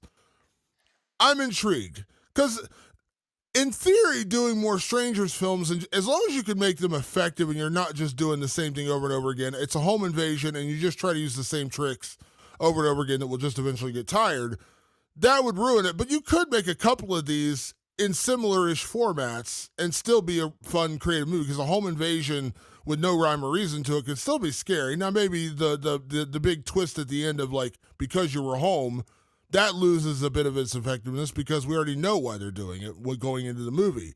But you can still have some tension, some taut moments, some dread, just based upon a home invasion and people getting attacked. That's scary no matter how you cut it. So I'm fine, like, if they just did that, a couple Strangers films every decade or so, you know what I mean? Like, okay, we're gonna do it here, now we're gonna do it there, like, I think, and I know this is like, maybe this is sacrilegious to say this, like, I think it would be cool to do, and maybe that's what Strangers Pray at Night is. I haven't seen it either, so let me be clear about this. Someone's going to write in and be like, dude, that's the plot of that movie. You just wrote it. You're theming Strangers Pray at Night. But maybe, like, I think it'd be cool, kind of like what we talked about with Scream 6, when we're like, when you put a slasher in a big city where you're thinking, this can't happen. There's a million people around, there's cameras, there's that's what made Scream 6 so unique, because it was in New York City. There's a billion people in New York City. And you're like, Jesus, this is still scary. Like, they still pulled it off. That's what made that film so much fun. Doing this in, like, a big high-rise apartment building or something, Like, you know, where you're like, there are neighbors and Yeah. people around, and yet you still have this happen to you. That would be terrifying. So there's versions of this where you could just do more home invasion thrillers and it could be good. But what you're describing to me, at least based on a very like tertiary, you know, level, I'm into it. I'm down. It sounds interesting, and it sounds like they're attacking it from a different direction than just like they're not attacking it from like, let's find out who's behind the mask. Or two, they're not just like, these are three random attacks and they just happen to be a trilogy of films. Right. Yeah. And it seems is it Pesh? Is that her name? Madeline Pesh, yeah. Madeline Pesh. Yeah. She even said she had some of the same concerns when she heard about it. She's like, what? Like, why mess with that movie? Like, it was fine. Why are we going backwards in time? That doesn't make sense. And then she saw the scripts and she changed her mind completely. So she had the same concerns you, me, and probably 99% of horror fans who love this movie had, which was why. And then when she read the script, she went, oh, actually, I really like where this is going. So now I'm very intrigued. Now I want to see where it goes. Listen, this is a high bar. Damon, we have tried with Texas Chainsaw Massacre, haven't we? Many times. Many times. Every sequel has claimed it's the actual sequel to the first movie. Like every single sequel to the Texas Chainsaw Massacre, all the way to Texas Chainsaw 3D, has claimed it is the true sequel to the first one. They haven't gotten it right. and then there was the remake and its follow-up, which I think were actually okay. We've talked about those. Go back and check out those episodes if you want. We're stepping on another really good movie. We saw it happen. Nightmare on Elm Street. Whew. There's a reason you don't touch that movie, and somebody's going to try soon enough. So it's coming down the line. Believe me, it will happen again. We will get it again. But they had a big misstep back in the 2000s. They actually pretty much killed the remake with that, and Platinum Dunes nearly went under. That's how bad they fumbled that ball. So I'm cautiously optimistic. Now, I mean, is this as important to the greater universe of films? Probably not. But I think most people who have ever watched The Strangers, including those parents that I saw at the elementary school last Halloween, they think that's a damn good movie. And why would you mess with it? Maybe. Rennie Harlan also excites me. Fantastic director. Directed my favorite Nightmare on Elm Street, for sure. So there's a lot of things now that I have a clearer picture, that I'm really excited about. I'll fully admit I'm a little more protective of IP than I know you are. Like, there's a couple of things where I'm just like, don't touch it. I don't want you to fuck with it. Don't remake it. Just leave it alone. Like, I always hear rumors like they're gonna remake Jaws, and I'm like, why would you do that? Why would you mess with perfection? That is one of those movies where I'm like, that is literally a perfect film. You do not change a frame of Jaws. Yeah. It is a perfect movie. Even movies I adore, I could say, well, you might be like, you could cut that out or you could change it. There's not a single unwatchable frame of Jaws. It is a perfect movie. Why would you bother? And I would say the same about Alien and Aliens. They are perfect movies. Why would you, sequelize them, prequelize them? They've done plenty of that. But why would you ever remake it? So I'm a little more protective than you are. You've always said, like, nothing's really precious. I don't really care. I'm a little more protective, but even ultimately because I'm a horror fan, I can't be that protective because that's horror. That's our trade. Like, I know, like, I watched an interview on TikTok the other day with John Carpenter, and he was talking about how somebody asked him, what'd you think of Halloween Ends? And he was like being very polite, and he's like, I appreciate he tried to do something different. It didn't work, but he tried. He did the music for that film. You can kind of tell he was kind of like walking a little bit on eggshells of being like, yeah, he tried something different. People didn't like it. It didn't work, but I applaud him for trying it. And then he's like, you know what I hated was the Rob Zombie horror film. I hated Rob. Oh, yeah, I know. He hates those. Hated them. But no, there is a quote, though, that he did say, like, I think he was saying basically he's backing up my idea of, like, you don't have to be precious with this stuff, guys. Like you're making more out of what Halloween was. That was what he was saying, actually. Yeah, but Halloween was a slasher. Rob Zombie made another slasher. Like, don't get it twisted that he did something sacrilege. Like, I just made a slasher and he just remade it. So relax. Yeah. That was his, like, very wishy-washy, like, defense of it. But he hates it. He hates those. He Yeah, hates it's the not. Rob It's Zombie. not. It's not anything he would do. Right. He hates it. Like he absolutely hates it. Like you see quotes, like he's just like, yeah, I fucking hate that movie. But you and I love it, and Love it. we appreciate and have reverence for what John Carpenter did, because without John Carpenter's Halloween, you may not get a Friday the 13th. You may not get a Nightmare on Elm Street. You may not get Scream.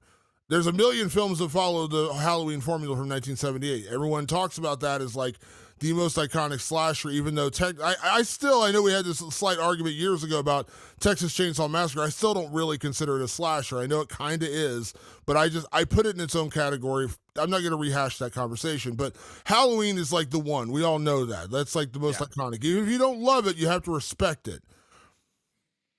But I'm not precious about it. And I love Rob Zombie's Halloween. To me, Rob Zombie's Halloween is the scariest Halloween of them all. Yep. I know. And I'm also a John Carpenter fanboy. I have a John Carpenter autograph of Prince of Darkness standing for. I drove from Columbus to Pittsburgh 3.5 hours to go to a Comic-Con there for the sole purpose of meeting John Carpenter. Didn't go there for anything else. Didn't go there to hang out. Didn't go there to meet a million. I went there specifically for that one day, a 7-hour road trip on one day to meet John Carpenter, because he is probably my all-time favorite horror director alongside Wes Craven. I love the man. But you can tell that he's not precious about his films. He's just not. He's not. When you talk, like when you see him do interviews, you can tell he doesn't care. Like he's just like, yeah, I made this. He's like, what? He's like, can we talk about college basketball? That's what I want to talk about. He likes basketball. Can we talk about video games and synth music? Like, I don't give a fuck. Like, I like his attitude. His attitude is like, so, just fucking remake it. Who gives a fuck? And so that's kind of like where I am with this. Like, I admit I am a little more protective of some IP than you are. Like, there's some movies like I don't really ever want them to remake The Monster Squad. That's a perfect movie to me. It's like my childhood, and that was break my heart. Yeah. The Lost Boys. I know they've sequelized stuff, and it's supposedly a remake's coming. I mean, they've tried a million different times with TV shows and everything else, but ultimately, even though I'm like, oh, why would you do that? Like, why would you bother? You know, why would you try that? But at the end of the day, I really do, as much as I might complain or be like, why are you doing that? I really don't care. I'm just kind of like, yeah, you know, it is the nature of the beast. So when I hear, I'm not as precious about The Strangers. It's a great movie, iconic. But, you know, I mean, maybe the sequels will be great. Maybe the prequels or whatever the fuck they're going to be. Maybe it'll be great, you know? And if they're not, move on. Go watch the original Strangers. You're going to find out in a few weeks' time what we think about The Strangers Chapter 1. I'm excited to find out what it's all about. Yeah. Let's get into categories, and these are going to be a little shorter because there's just, I mean, again, great film. We love it. It's scary, but there's just not a lot to it. We've already talked pretty much everything about this movie, and, you know, we've probably gone longer than the movie at this point. So let's get into best performance. Again, it's a very lean movie. There's only so many directions you can go with these categories. Best performance, Patrick, who do you got for The Strangers? My best performance, Damon, is actually Gemma Ward, who plays Dollface. She utters the fantastic line, the iconic line, "Because you were home." But as now, that is a great reason, and that's part of why I picked her. But also, every time she pops up on screen, and that first knock is amazing. The first knock, right? You know, he's peeling Liv Tyler's panties off. They're about to have their fun, and that knock happens at the door, and then just the door opening in her shadowed face, and that sort of dead voice that Gemma Ward puts on is so. I think you got the wrong place, and then she just kind of looks at him. For her to do so much with so little, to be so effective, and then she knocks again. That time, the second time, they don't actually open the door, but you can hear her muffled voice beyond the door. For those little moments where she speaks and stands in front of them, she does something just transcendent. It's super fucking weird for her to. She channels Brian Bertino, going, "How minimalist can I be yet still be entirely effective?" That's Gemma Ward on the performance side of things. So I cheated here, Patrick, because again, this is a very minimal movie. And to be clear, like Scott Speedman's great. I like Scott Speedman. Liv Tyler, I've had a crush on her since she was in the Aerosmith videos when I was a kid. Fully admit that. I love Liv Tyler and Alicia Silverstone. You remember those videos when we were growing up? Yes, I do. Legendary. We all had crushes on them when we were growing up because that was our teen years. I like Liv Tyler. I really liked her in The Leftovers too, by the way. That was another thing she was great in. Oh yeah, Leftovers, yeah. Their performances are great, but I cheated here with my best performance, and I just said The Strangers. All three of them. Yeah. So that's why I want to tell you, you're right, Jim Ward is great, but they're all great. And it's not because they're giving you long diatribes of Quentin Tarantino dialogue. It's because they have to act with mannerisms. They have to act with physical action. The littlest things work in this movie. And working behind a mask, you are immediately having one of your greatest weapons taken away from you, which is your mannerisms on your face. There's a lot of great films where guys, girls, whatever, they don't talk, but you see the terror on their face. You see the anguish on their face. You see the depression, the sadness, the tragedy. All these things could just be expressed through facial expression. They can't do that. They're all hiding behind masks. But when you see the bag-headed man kind of creeping, he's kind of like lurched over and kind of leaning down. When you see the doll face and she's just kind of cocking her head to the side a little bit. When the other one is just kind of like sitting on the swing and just looking at you and you have no idea what's behind the mask. It's fucking terrifying. Mm-hmm. And I know it sounds weird to say best performance when there's literally one line of dialogue until the very end when he says, next time it'll be easier or whatever he says to the girl. That's literally the two lines, because you were home and next time it'll be easier. And then obviously the little interaction they have with the Mormon kid. That's it. There's no dialogue and there's no faces. We never see who they are. There's no faces. Idea. No. But they are so utterly scary. That moment when Liv Tyler's in the house getting a drink of water and we see the baghead man behind her and he's just standing there. It is so fucking creepy. He's just standing there. But the way he's kind of cocked his head down, just staring, and you could see like they zoom in a little tiny bit and you just see him stand there kind of hunched over. Yeah. Just that little bit of physical acting. And it's not, again, I'm not saying like it's not Anthony Hopkins in Silence of the Lambs, but to do so much with so little, that to me was why I gave them, the ensemble, the best performance. Yeah. And by the way, great baghead design too. Like something about, like, it worked really well in the shadows, like it's very clear. Just a lot about this movie works. I mean, it is, I think, Brian Bertino's greatest feat.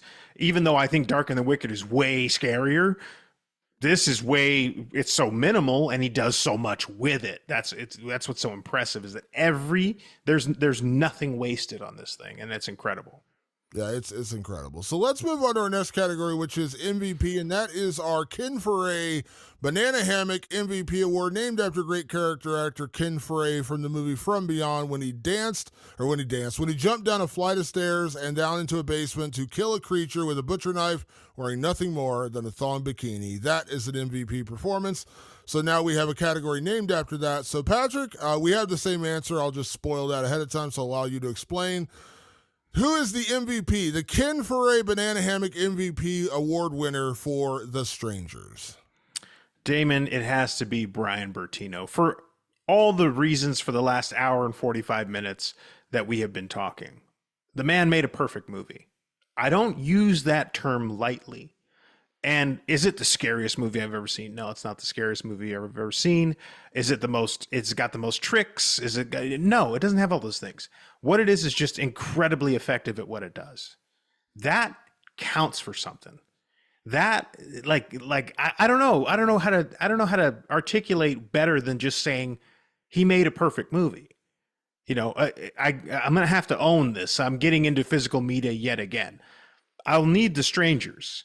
Because when my boys eventually start wanting to make films, they talk about making films all the time. I'm going to have to plop that down and go watch that, learn how to make films by watching that. Turn the sound off, turn the sound back on. Now focus on the sound only.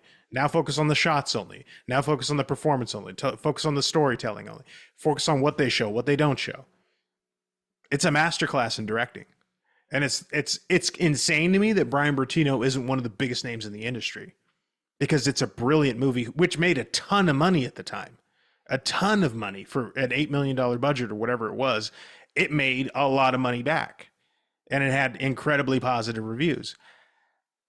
That's Brian Bertino in a nutshell. And then he followed it up with Dark and the Wicked, which is great. And he has another movie coming out soon. It's what's it called? Vicious. Called Vicious. Yeah. Vicious. I have a feeling it's going to be good. Yeah. He's not bad. He's not got a bad batting average. Let's put it that way. Not got a bad batting average. Give the guy his money. Let him do his thing. Unencumbered. Don't tell him what to do. He clearly knows what he's doing. Yeah. I mean, what else is there to say, Damon? Yeah, the new film called Vicious stars Dakota Fanning, Catherine Hunter, Mary McCormick, Rachel Blanchard, Devin Nakota, Clea Scott, and Emily Mitchell. And it is scheduled for release on August 8th, 2025. So a little over a year away. I can't wait that long. It's pissing me off. I know. So I'll tell you that real quick. I don't want to belabor the point. Yes, Brian Bertino is the MVP, but here's what I love about his filmmaking in this movie. We've already filleted it left, right, and center. Here's one more thing. Now we're going under rather than left, right, and center. Now we're tipping the taint a little bit here. Right? We're going right for it. Patrick, you and I, very minorly by comparison, are storytellers. I'm a writer by trade. This is what I do for a living. Typically, I'm a journalist, but I do like to write creatively as well. And we've shared stories many, many times. We've worked on scripts together. I've read your scripts, you read my scripts. We worked on scripts together. We love storytelling.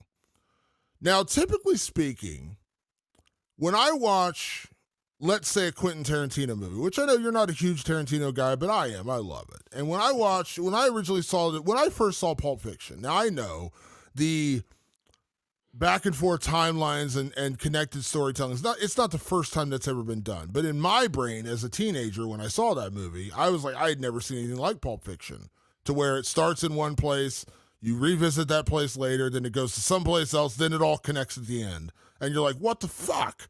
I'd never really seen anything like that before. I was fascinated and blown away by the way they did that storytelling. I mentioned earlier, like the great twists, like The Usual Suspects, when you find out who Kaiser Soze is, or when you find out what's in the box in Seven. Those movies, to me, as a storyteller, as somebody who wants to do this, who wants to write scripts, who wants to be a movie maker, a filmmaker, I watch those films and I'm like, God, it's intimidating. Because I'm like, I can't do that. Fuck. Like, how do you... The Usual Suspects is a perfect movie. The revelation of Kaiser Soze, you're like, what the fuck? Yeah. It is a mind-blowing experience. Seven, same kind of thing. Andrew Kevin Walker, who wrote that, and of course, David Fincher, who directed it. It's a perfect film. We're going to get to Seven one of these days. That's going to be another one we're going to full-on fillet a movie. That's a perfect film. But when you watch it, and I don't know if I'm sure you've had similar experiences with other movies, but you watch it and you love it. It's great. I celebrate it. But then at some point down the road, maybe on like the third or fourth viewing, I get intimidated. I'm like, I could never fucking do that. Yeah. Fuck. Yeah. That's so intimidating. Let me bring it full circle to The Strangers, Patrick. The Strangers is simple. We just kind of jokingly said like the movie Them and The Strangers are basically the same movie. And in my head, back when I first saw it, I was like, this has got to be like a remake, or this is got to be based upon this movie.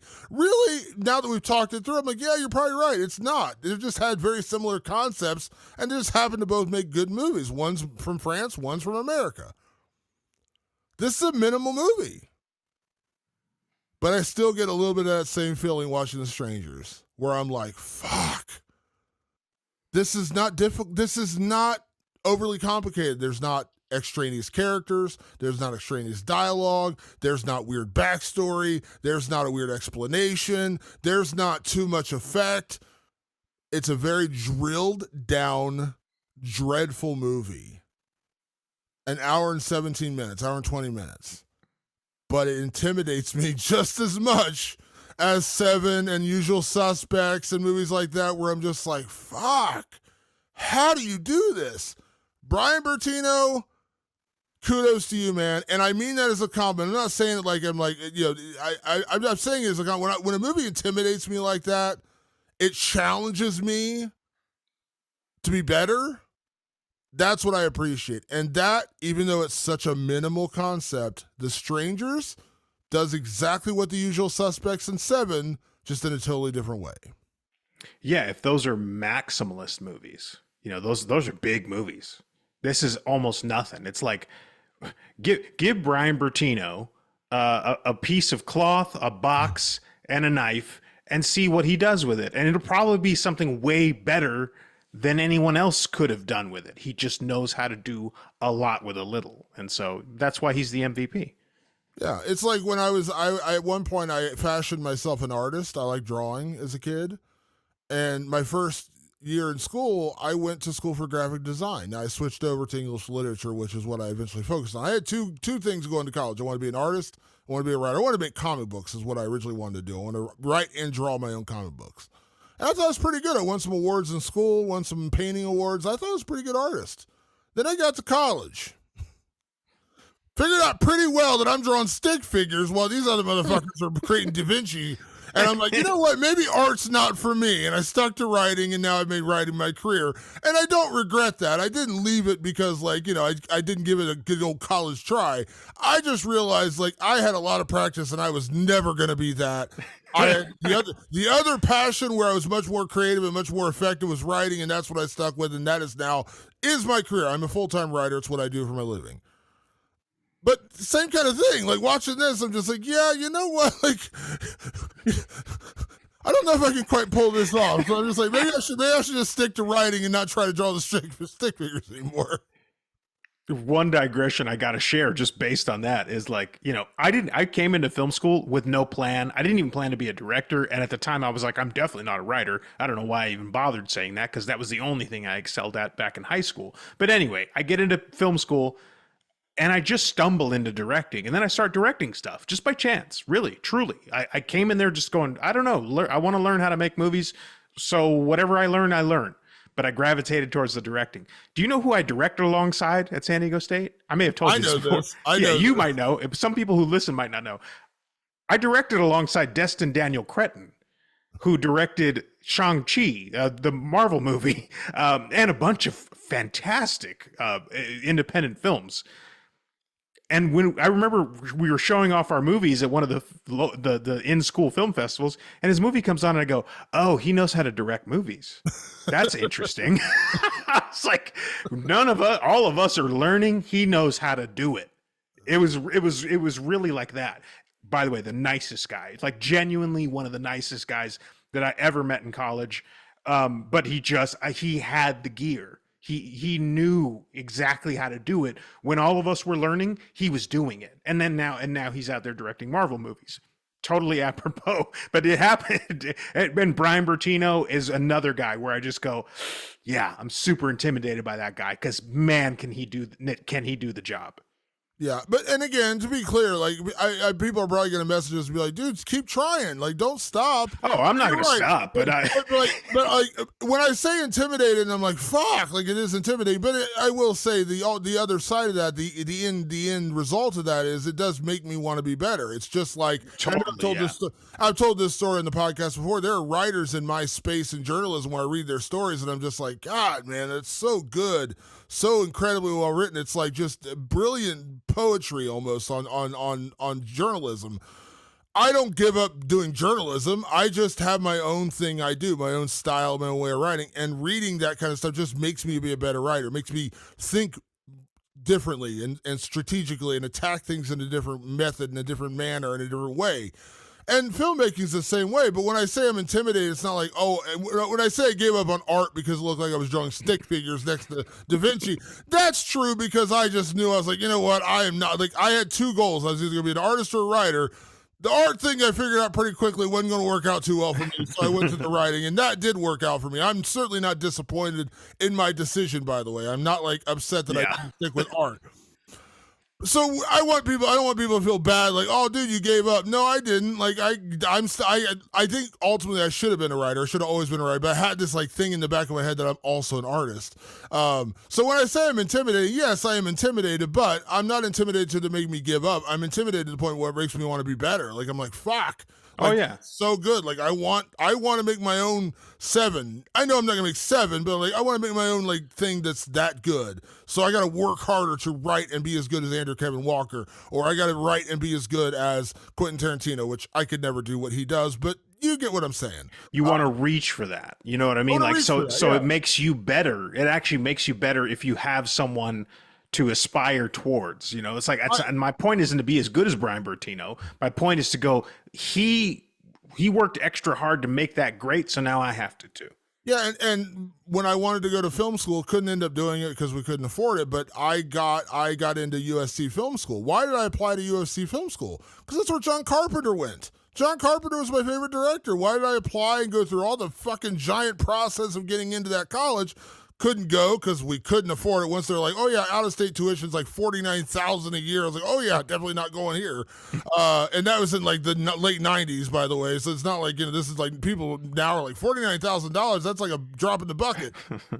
When you and I, old men here, were going to college, it was still I can't remember. It was a lot of fucking money. That was all I know, Yeah. and there was no way I could afford it. And I mean, you go to film school, you know how hard it is to get into USC Film School. I was Yeah. so proud of myself. I was so proud of myself. And Yeah, that's amazing. yeah, here's $90,000 a year that you're going to have to pay to go to school here. I was like, oh yeah, I can't afford that ever. So that pretty much killed that dream. But that's why I wanted to go to USC Film Schools, because John Carpenter, like that's where he went, and I was like, oh, I Right. want to follow in the footsteps. Like I was inspired. So yeah, I want to be clear. I want people to be like, man, you just gave up your dreams. Trust me. If you saw my drawing, you would not be. You'd be like, dude, you made the right decision. I promise you made the right call here. Yeah, yeah. Let's just say I gave up on my basketball career quite some time ago. Some things you can go ahead and go, all right, this wasn't for me. Yeah, you were not going to be Spud Webb at your. No, I don't think so. Next category, let's talk about best scare. I'm going to go first on this one because I'm going to go in chronological order for scares. I would love to sit here and try to pick a more obscure scare, but I think the most iconic scare in this movie, and it still gets me, it still gives me a shiver down my spine every time, is the one where Liv Tyler's Kristen takes the knife, opens the blind, and the baghead man is right in her face. Yeah. And why that is so effective, why that is so scary, because 2 seconds earlier, we see him standing in the back of the room in the house, knowing he's right behind her, and then a minute later, she opens the window and he's right fucking there. It works. It still works. I know it's coming. I knew it was coming last night when I watched it, and I was like, here it comes. And when he screams, it's still that blood-curdling scream, and still I get a shiver down my spine. There's a reason why it's the most iconic scare from this movie, is because it works. And it's another technique. We touched on it a little bit earlier, misdirection. We saw him in the house. We established him inside the house. So you're not expecting him to be outside in the window. But it does allow you to go, first of all, get scared out of your fucking mind, but then also go, oh, like he's toying with her. Like that, it tells you something about his character. The scare actually tells you about his intentions without saying a word. Brian Bertino, genius, if I hadn't said that before. Yeah. So what about you? What was your best scare in The Strangers? My best scare, because I knew we were going to do that scare anyway, I was like, let me pick another scare. Let me find another one. I guess I had forgotten sort of the ending, you know, where they come up to Liv Tyler, the kid comes to Liv Tyler, and then she just bursts out and screams bloody murder, like the kind of scream of someone that has just gone through a tremendous trauma. I just forgotten about it, and it is this blood curdling, very alarming, very almost French extremist, Damon. You know, if we are dare to say that he maybe pulls from that inspiration. It was just a fantastic, like, whoa, where you're almost sort of settling down. You're almost decompressing from the movie that just came. And even though you might know that scare is coming, you're not ready for that blood curdling scream that comes out of her. It worked really well. You want to? Can I mention one more scare that really? I actually, you know what? I got to be honest here. I had to mention the original one because it is the most iconic scare in this movie.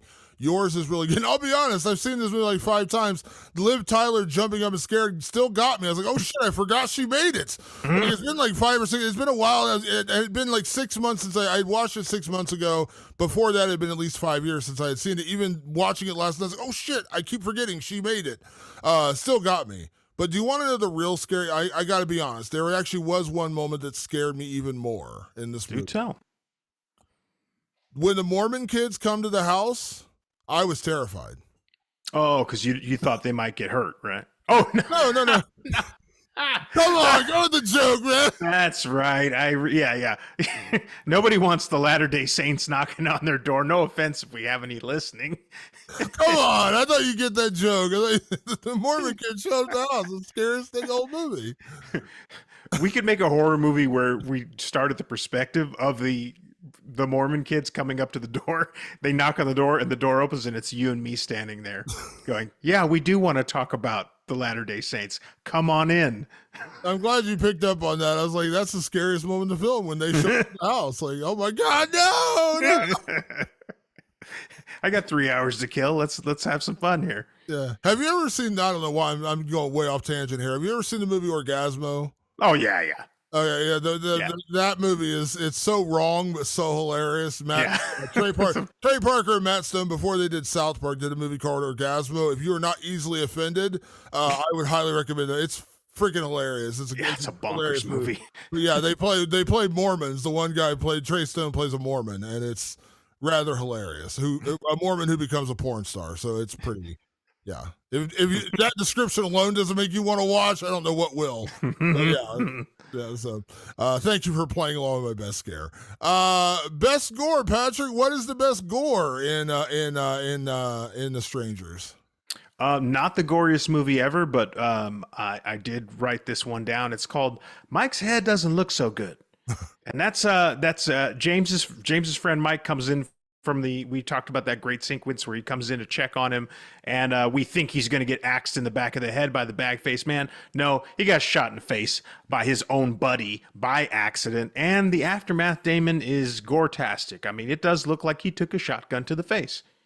Yeah. Did you recognize who played Mike, by the way? Yeah, I never knew those guys. Yeah. Glenn Howerton. I know who Glenn Howerton is, and I had no memory that he was in this movie. And I saw it 6 months ago, and I still didn't recognize him. Yes, I remember when I first saw the movie last year or whatever, I was like, oh, that's the guy from Always Sunny. Yeah, when I was like, holy shit, this guy from It's Always Sunny in Philadelphia. Totally didn't remember he was in this movie, and I've seen it 5 or 6 times, and I just saw it 6 months ago. Still had no idea it was Glenn Howerton. Yeah, and boy, does he get a shotgun to the face. He sure does. Also, I want to mention one other thing. I'm sorry to go back on this. Did you see? Because I keep wanting. I don't know why. It's The Strangers. I keep wanting to call it The Survivors. I don't know why. Did you know what the original title for this movie was?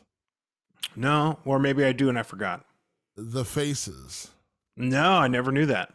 Yeah, that was the original name of the script. The Faces. I like The Strangers better. No, Strangers is better, but yeah, sounds better. Yeah, it does. It does sounds better. So for me, best gore.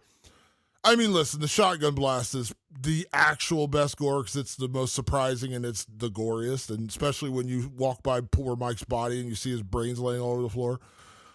But the one that got me the most, that is just the most disturbing, is the ending when they stab James and Kristen. Mm-hmm. Slowly. They take the knife and Baghead Man stabs James, but it's not like he's not like jabbing him. He's like slowly just inserting the knife, pulling it out, inserting it again. You hear him screaming and bloody murder. And then he hands the knife to one of the girls, and the girl has to do it. And she's just, it's almost like they're like gently stabbing them. Like it's weird to say gently stabbing them, but it's really uncomfortable. And so again, it's not the goriest scene. It's just blood, a little bit of blood right there, but it's just really like uncomfortable to think about. You're not just like, when you think of somebody getting stabbed to death, you think of like the Michael Myers, where it's just like, like the psycho thing, like just like stabbing. Yeah, like getting rammed with it or something. Yeah, they're just like, oh, here's a poke. We're just gonna gently, like, it's almost like we're skewering dinner or something. We're making shish kebab. We're just slowly shoving this into the vegetables. That's pretty much what it looked like. It was pretty disturbing.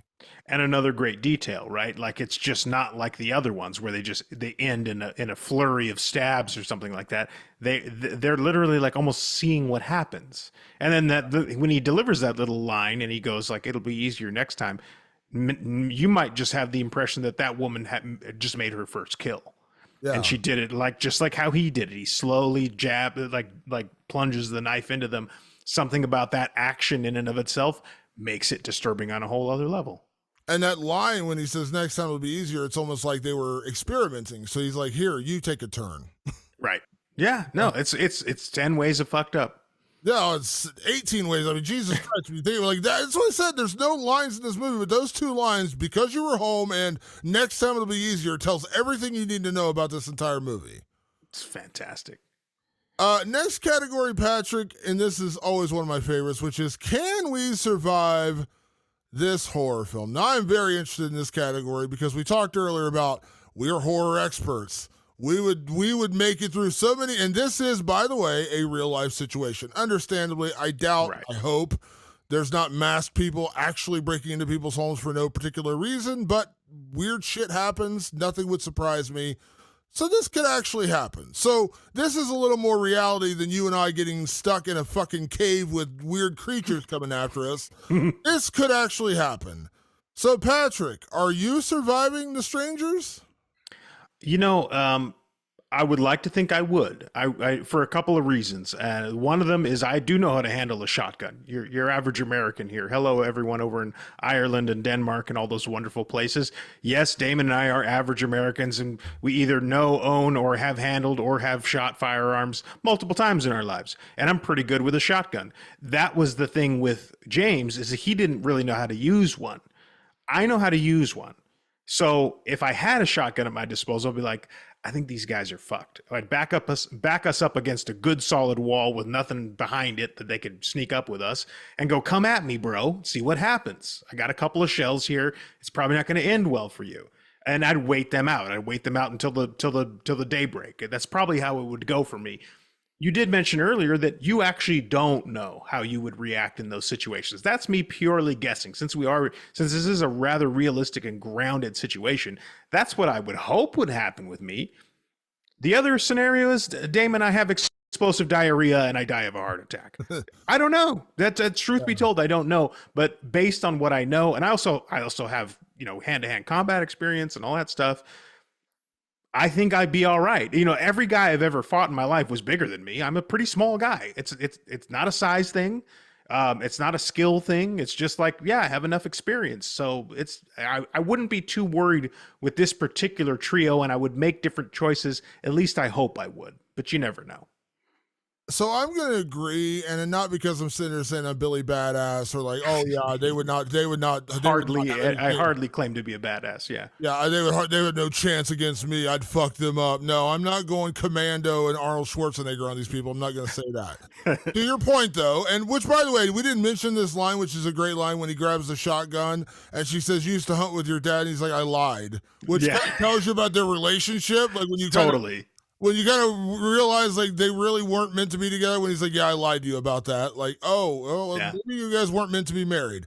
I do know how to handle a shotgun. I have, I'm a gun owner. I'm not going to lie about that. I'm a gun owner. I own a gun. I'm not a gun nut. I'm not like a freaking, like I have like guns around my house and shit, but like I have a gun.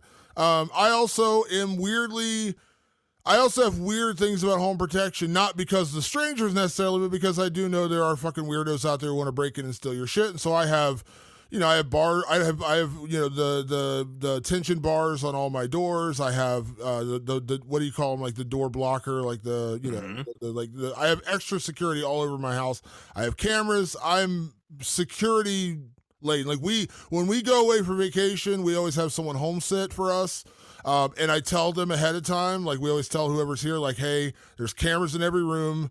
Be aware, like we're not trying to spy on you or like, but just to understand, like we have cameras everywhere and they report to us. Like we keep the kid, because we have dogs. Our dogs are our children. So when we go away, if we have someone stay with our dogs, we're like, be aware, like there's cameras everywhere. So we're not trying to like freak you out or scare you, but like be aware. Yeah. There's, and you're not going to know. Anyways.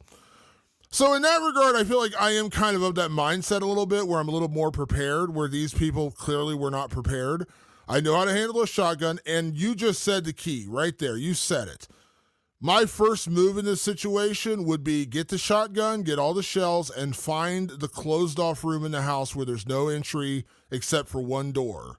That's your key. Now, can you say that they could burn the house down? They could do it. Yes, of course they can do that.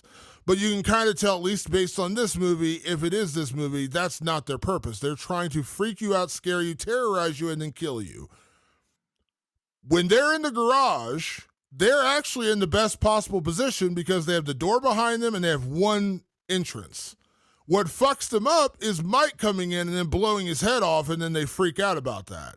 Had that not happened, weirdly, even though they weren't truly prepared for this, they were in the best possible position to survive in that moment because they had a closed off area where they could not, there's no windows to climb through, there's no extra entrance to come in through, it's just the back door of the garage and the door to come into the garage. That was actually their best plan of action. And had they stayed there, and when they stayed there, they were at their safest. That's when the strangers were basically like just looming around. And Mike showing up kind of fucked it up for everybody. So in that regard, like, yeah, in my head, I would make it because I can handle a shotgun. I understand the tactical nature of that, and much like yourself, like I get out of a lot of situations. I'm not a troublemaker, by the way. Like I don't go to bars, I don't go to clubs. I'm not like that way. But anytime I'm in a situation where things do start to get a little tense, like maybe a concert or something, my size gets me out of most problems. I'm 6'3", over 250 pounds, I'm covered in tattoos. In general, people don't look at me and think, that's the guy I want to fuck with. I mean, in general, you know that. Yeah. Like, people know that. Like, if a 5'7" dude starts trouble, he's not going to look at the 6'3" giant motherfucker. He's going to look to the other guy to start trouble with. They're like, oh. And I've had that happen before where they look at me and I'm like, is something going to happen? They're like, we're cool, bro. And they turn away. Again, I generally don't get myself in those situations. So I got a couple of advantages in that way. So I'm a big guy. I am trained. I did train, mixed martial arts for many, many years. So I think I have advantages way more than what James and Kristen did. But to be completely deadly honest, you just never know because you and I are thinking of you and I. Now think of you and your children and your wife. How much does that change? Me and my girlfriend and our dogs. How much does that change my demeanor and my reaction? Because then I'm protecting something. That's different. So yeah, in my head, sure, I'd fuck the strangers up. In reality, you just don't know. And that's what's so scary about this movie. That's absolutely what's scary about this movie. You don't know. Yeah, exactly. So Billy Badass here, you and me, we're making it out of there. But, who the fuck really knows? There's also Billy Diarrhea and Billy Heart Attack. They also exist. Yeah, and Billy, you're just fucking dead. So, yeah. Last category, we've already answered this. We're going to answer it again just because. The Strangers, Patrick, is it scary? It's a big old hell yeah. I mean, it is scary because of how grounded it is and because of how incredibly well directed it is. It is meant to scare you. It is designed to scare you, and it achieves that. This is a classic scary movie on all levels. It works on all levels. It works on the fear level, the gore level, the violence level, the terror level. It's got it all. It really is. This is a 100% scary movie. This is an intensely scary movie for every single possible reason we've already described. It's tension, it's dread, it's good jump scares, it's, as you said, superior positioning, terror. It's everything. It's got all of it wrapped into one big ball of scary. It works. And having seen this movie like 5 or 6 times, it still works. I still enjoy it. Like I said, even in that moment when I know she's going to open the window and the guy's going to be there, it still makes me jump a little bit just because it's such a great jump scare. Here's what I would say also, just one last thing I want to say about why this movie's scary. The first experience of The Strangers is fucking terrifying. Yeah. Like, it's still good. It's great on a rewatch, and we have to imagine if you've made it through this podcast to this point, you've seen The Strangers. I hope to God you've seen The Strangers. They're like, wow, those fuckers spoiled the whole fucking thing for me, didn't they? But you'll probably agree with me when I say this. The first time you saw The Strangers, it is fucking terrifying. because of all the things we already talked about, because it could happen, because it actually seems real, and because of the randomness of the ending of because you were home. All those things wrapped into one ball is utterly, utterly terrifying. So this is a great scary movie, but a first experience scary movie, it is on another platform, on another plane of existence. Absolutely. All right, folks, that is our episode for this week. We will be back next week with another edition of Rewind to the Living Dead. We got some new movies coming up in May, including The Strangers Volume 1, which is part of the reason why we're doing this right now. We got a lot of films coming up in June, July. We're getting into a lot of crazy new horror films. So had a couple classic episodes in a row. Get ready for some new ones coming soon. As always, want to make sure you check us out on all your favorite podcast platforms, Apple Podcasts, Spotify, and of course, over on our YouTube channel. Just search Rewind of the Living Dead. Please subscribe to us on YouTube. I hate to keep begging for that, but we do appreciate when you subscribe over there. You can watch our reactions and see how we talk about how we're Billy Badass and we think we're going to survive the strangers, and you can laugh at us. Feel free. That's fine. And also, you can follow us on all of our social media channels. You can ask us questions, comments, movies you'd like us to review. Just hit us up. Rewind of the Living Dead. Search it on Twitter /X, Facebook, and Instagram. You can also send us emails at rotlivingdead@gmail.com. That is rot. livingdead@gmail.com. We will answer your questions, or if you just want to tell us your own experience with The Strangers, feel free. We'd love to hear. I actually would love to hear those experiences when you first saw The Strangers. And you can also hit us up on our own personal social media channels. I am at Damon Martin, and you are? At Director Patrick. And a big thank you, as always, for everyone that tunes in to Rewind of the Living Dead. We'll be back next week with another edition of the show. Thanks so much for tuning in. We will see you then. Peace.